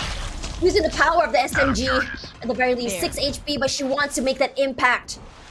A delay for the plant one more time, making sure no one is pushing from heaven. Spike planted. As the spike goes down, Napski gonna be reacting. Shirazi for 1 at the very least. Lexi makes the damage alongside Shirazi, and they clean up house. What a dominating map 3 from SMG. A 3-0 to come through. Hashtag Viva RRQ. A reminder to her teammates that she, Aneri, is still thinking of them. Yeah, it's a little bit endearing, but that said, you know, with the way that the game plays out at the end, it's that SMG dominance again. Just when you think, right, we might have started things off a little bit better for RQ, the judge sounded off, we had the Spectre to get some, you know, opening kills as SMG tried to push into the A site. Alexi so far in somehow manages to spin around and find so many snappy flicks, and then Shirazi getting the last kill on top of it. Just a cherry on top with this, you know, insane MVP plays coming out. I mean, as the controller, she's finding so many kills. It's just a great performance from these girls today. Again, Shirazi has just only recovered from an arm injury. So this is definitely the comeback she wanted, to show that despite her time off from the games, she is here to make an impact. No, she's here to make a whole tidal wave, and she ran away with it for all 3 maps. Congratulations to Team SMG. They are your champions here at the VCT Game Changers Asia Pacific Open number 3. Regardless of how it is, these girls, both teams, will be meeting each other one more time over in Elite. And there is still LCQ coming a while. Tashbunny here alongside Quack. It's been a pleasure to cast this grand final for you guys. Over to you, Zach and Vic. Indeed, it is Team SMG winning the grand finals of VALORANT Game Changers APAC Open 3. They're continuing their incredible run of being undefeated here in Asia Pacific. And honestly, it was great seeing the Chamber come into the Game Changers League. And all the players, though, on Team SMG collectively stepped up, and they ended their game really strong. Definitely. I mean, of course, Shirazi, we've all talked about how impressive she was, but in particular, I loved how Kamiyu played on this particular map. Her harbor utility, time and time again, let SMG just scale up and take so much space for free.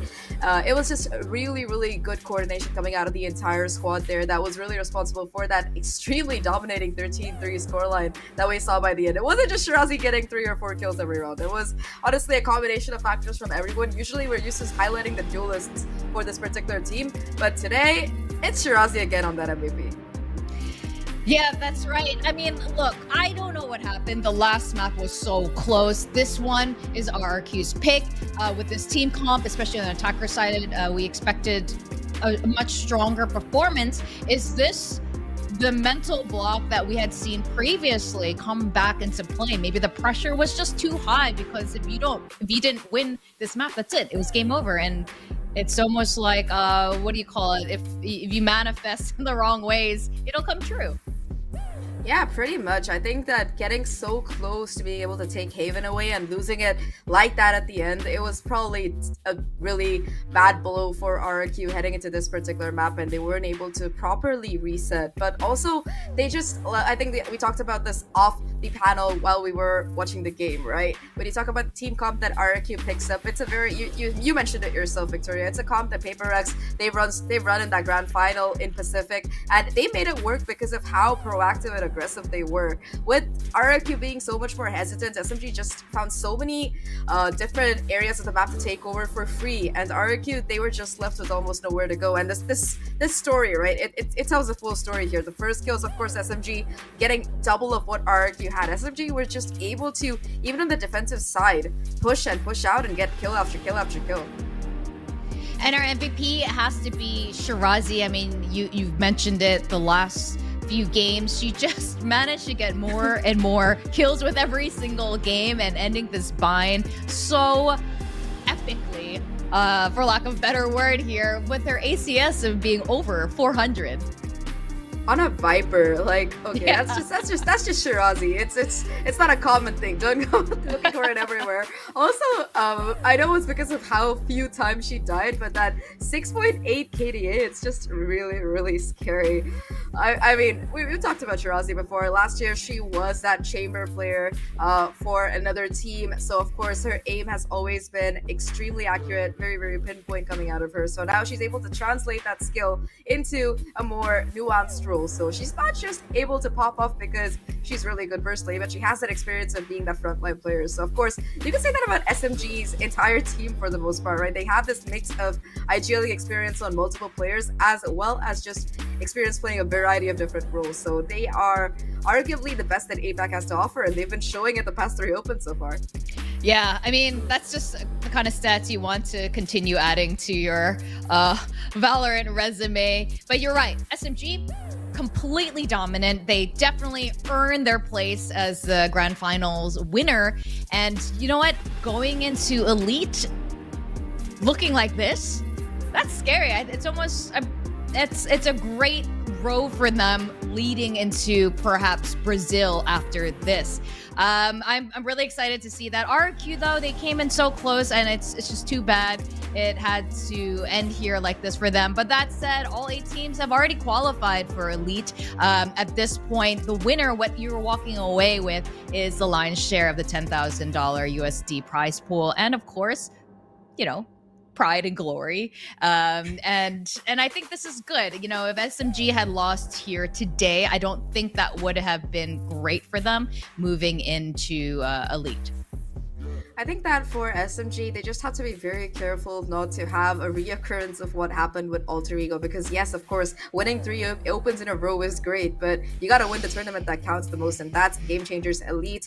We saw that happen last year, 2 years in a row. Alter Ego, they win every single Game Changers tournament, and they fail to win the one that mattered the most. So SMG, of course, they've been far more dominant this 2023 than Alter Ego were in 2022. They were knocked down to the lower bracket a couple of times, so SMG, at least, they don't have that particular thing going for them. But also SMG, in my opinion, they got to think a little bit further, right? Right now, they are dominating, sure, against all of these APAC teams, but what happens if they do qualify as APAC's champion and then head into that Game Changers Global Championship? Because they're going to be going up against the likes of teams like G2 Gozen, most likely, or Version 1, who have, again, been the dominant teams in their region for this year. And in case of G2 Gozen, they're the last year champion as well. So definitely a lot of food for thought there, because right now, sure, they might be dominating APAC, but there's a long way that they want to go. And I don't think that this particular team's hopes stop at merely qualifying for that championship.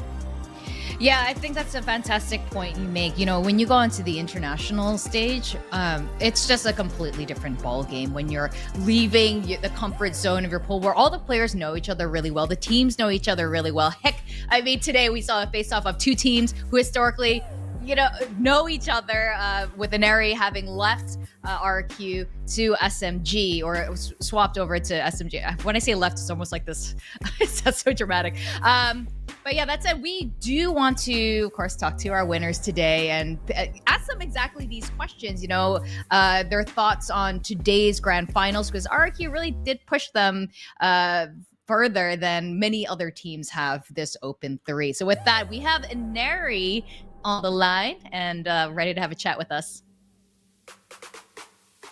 Hello. Hello. Hi, Neri. Hi. Hello, Neri. Congratulations. You know, I first have to start off with a very obvious one with facing off a lot of old teammates. How did you feel going into that? Honestly, because it's all in the past. Like, they were my teammates in the past, but they're like nobody to me right now. So I had no extra pressure or anything. And it was just me like going up against like, you know, just another day in the office. So it really didn't matter to me. Even if you had like sorry, continue. No, I was gonna ask if it helped you in your understanding of their gameplay and approaching them because you know used to play with them. Honestly, they played very differently to when I was with them. So I didn't want to make assumptions and ruin, like, I didn't want to assume any game plans we have to have. So we just kind of adapted on the get-go with them. Great.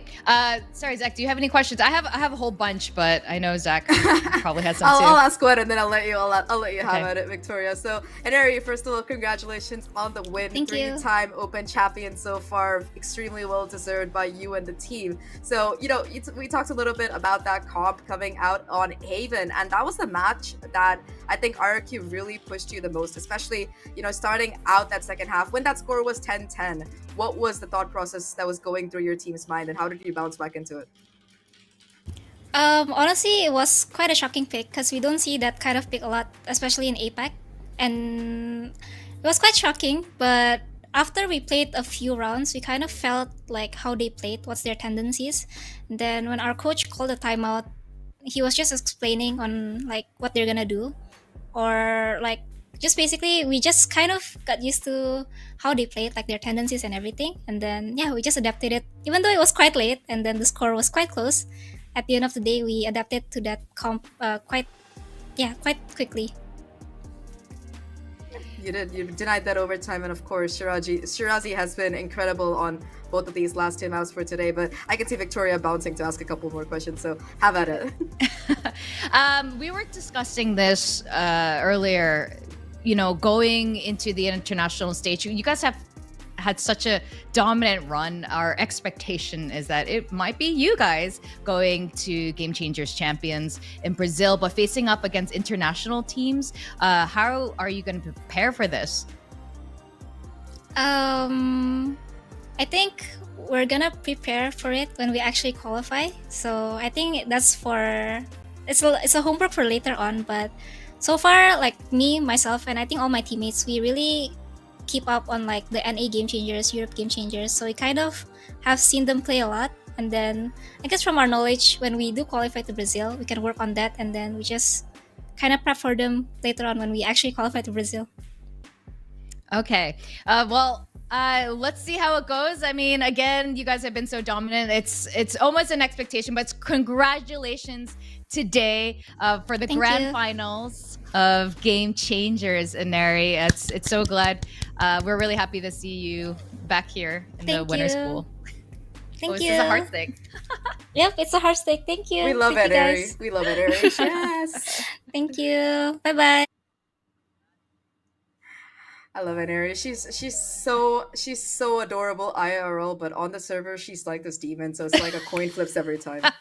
I think that's what makes them more lovable, right? They're just super sweet, super adorable, and then they've just got so much competence in game, and it's great to see. But today has been an incredible day. You know, I'm really glad to see again RRQ Kaguya push SMG a bit. I'm really curious how we're gonna be going into our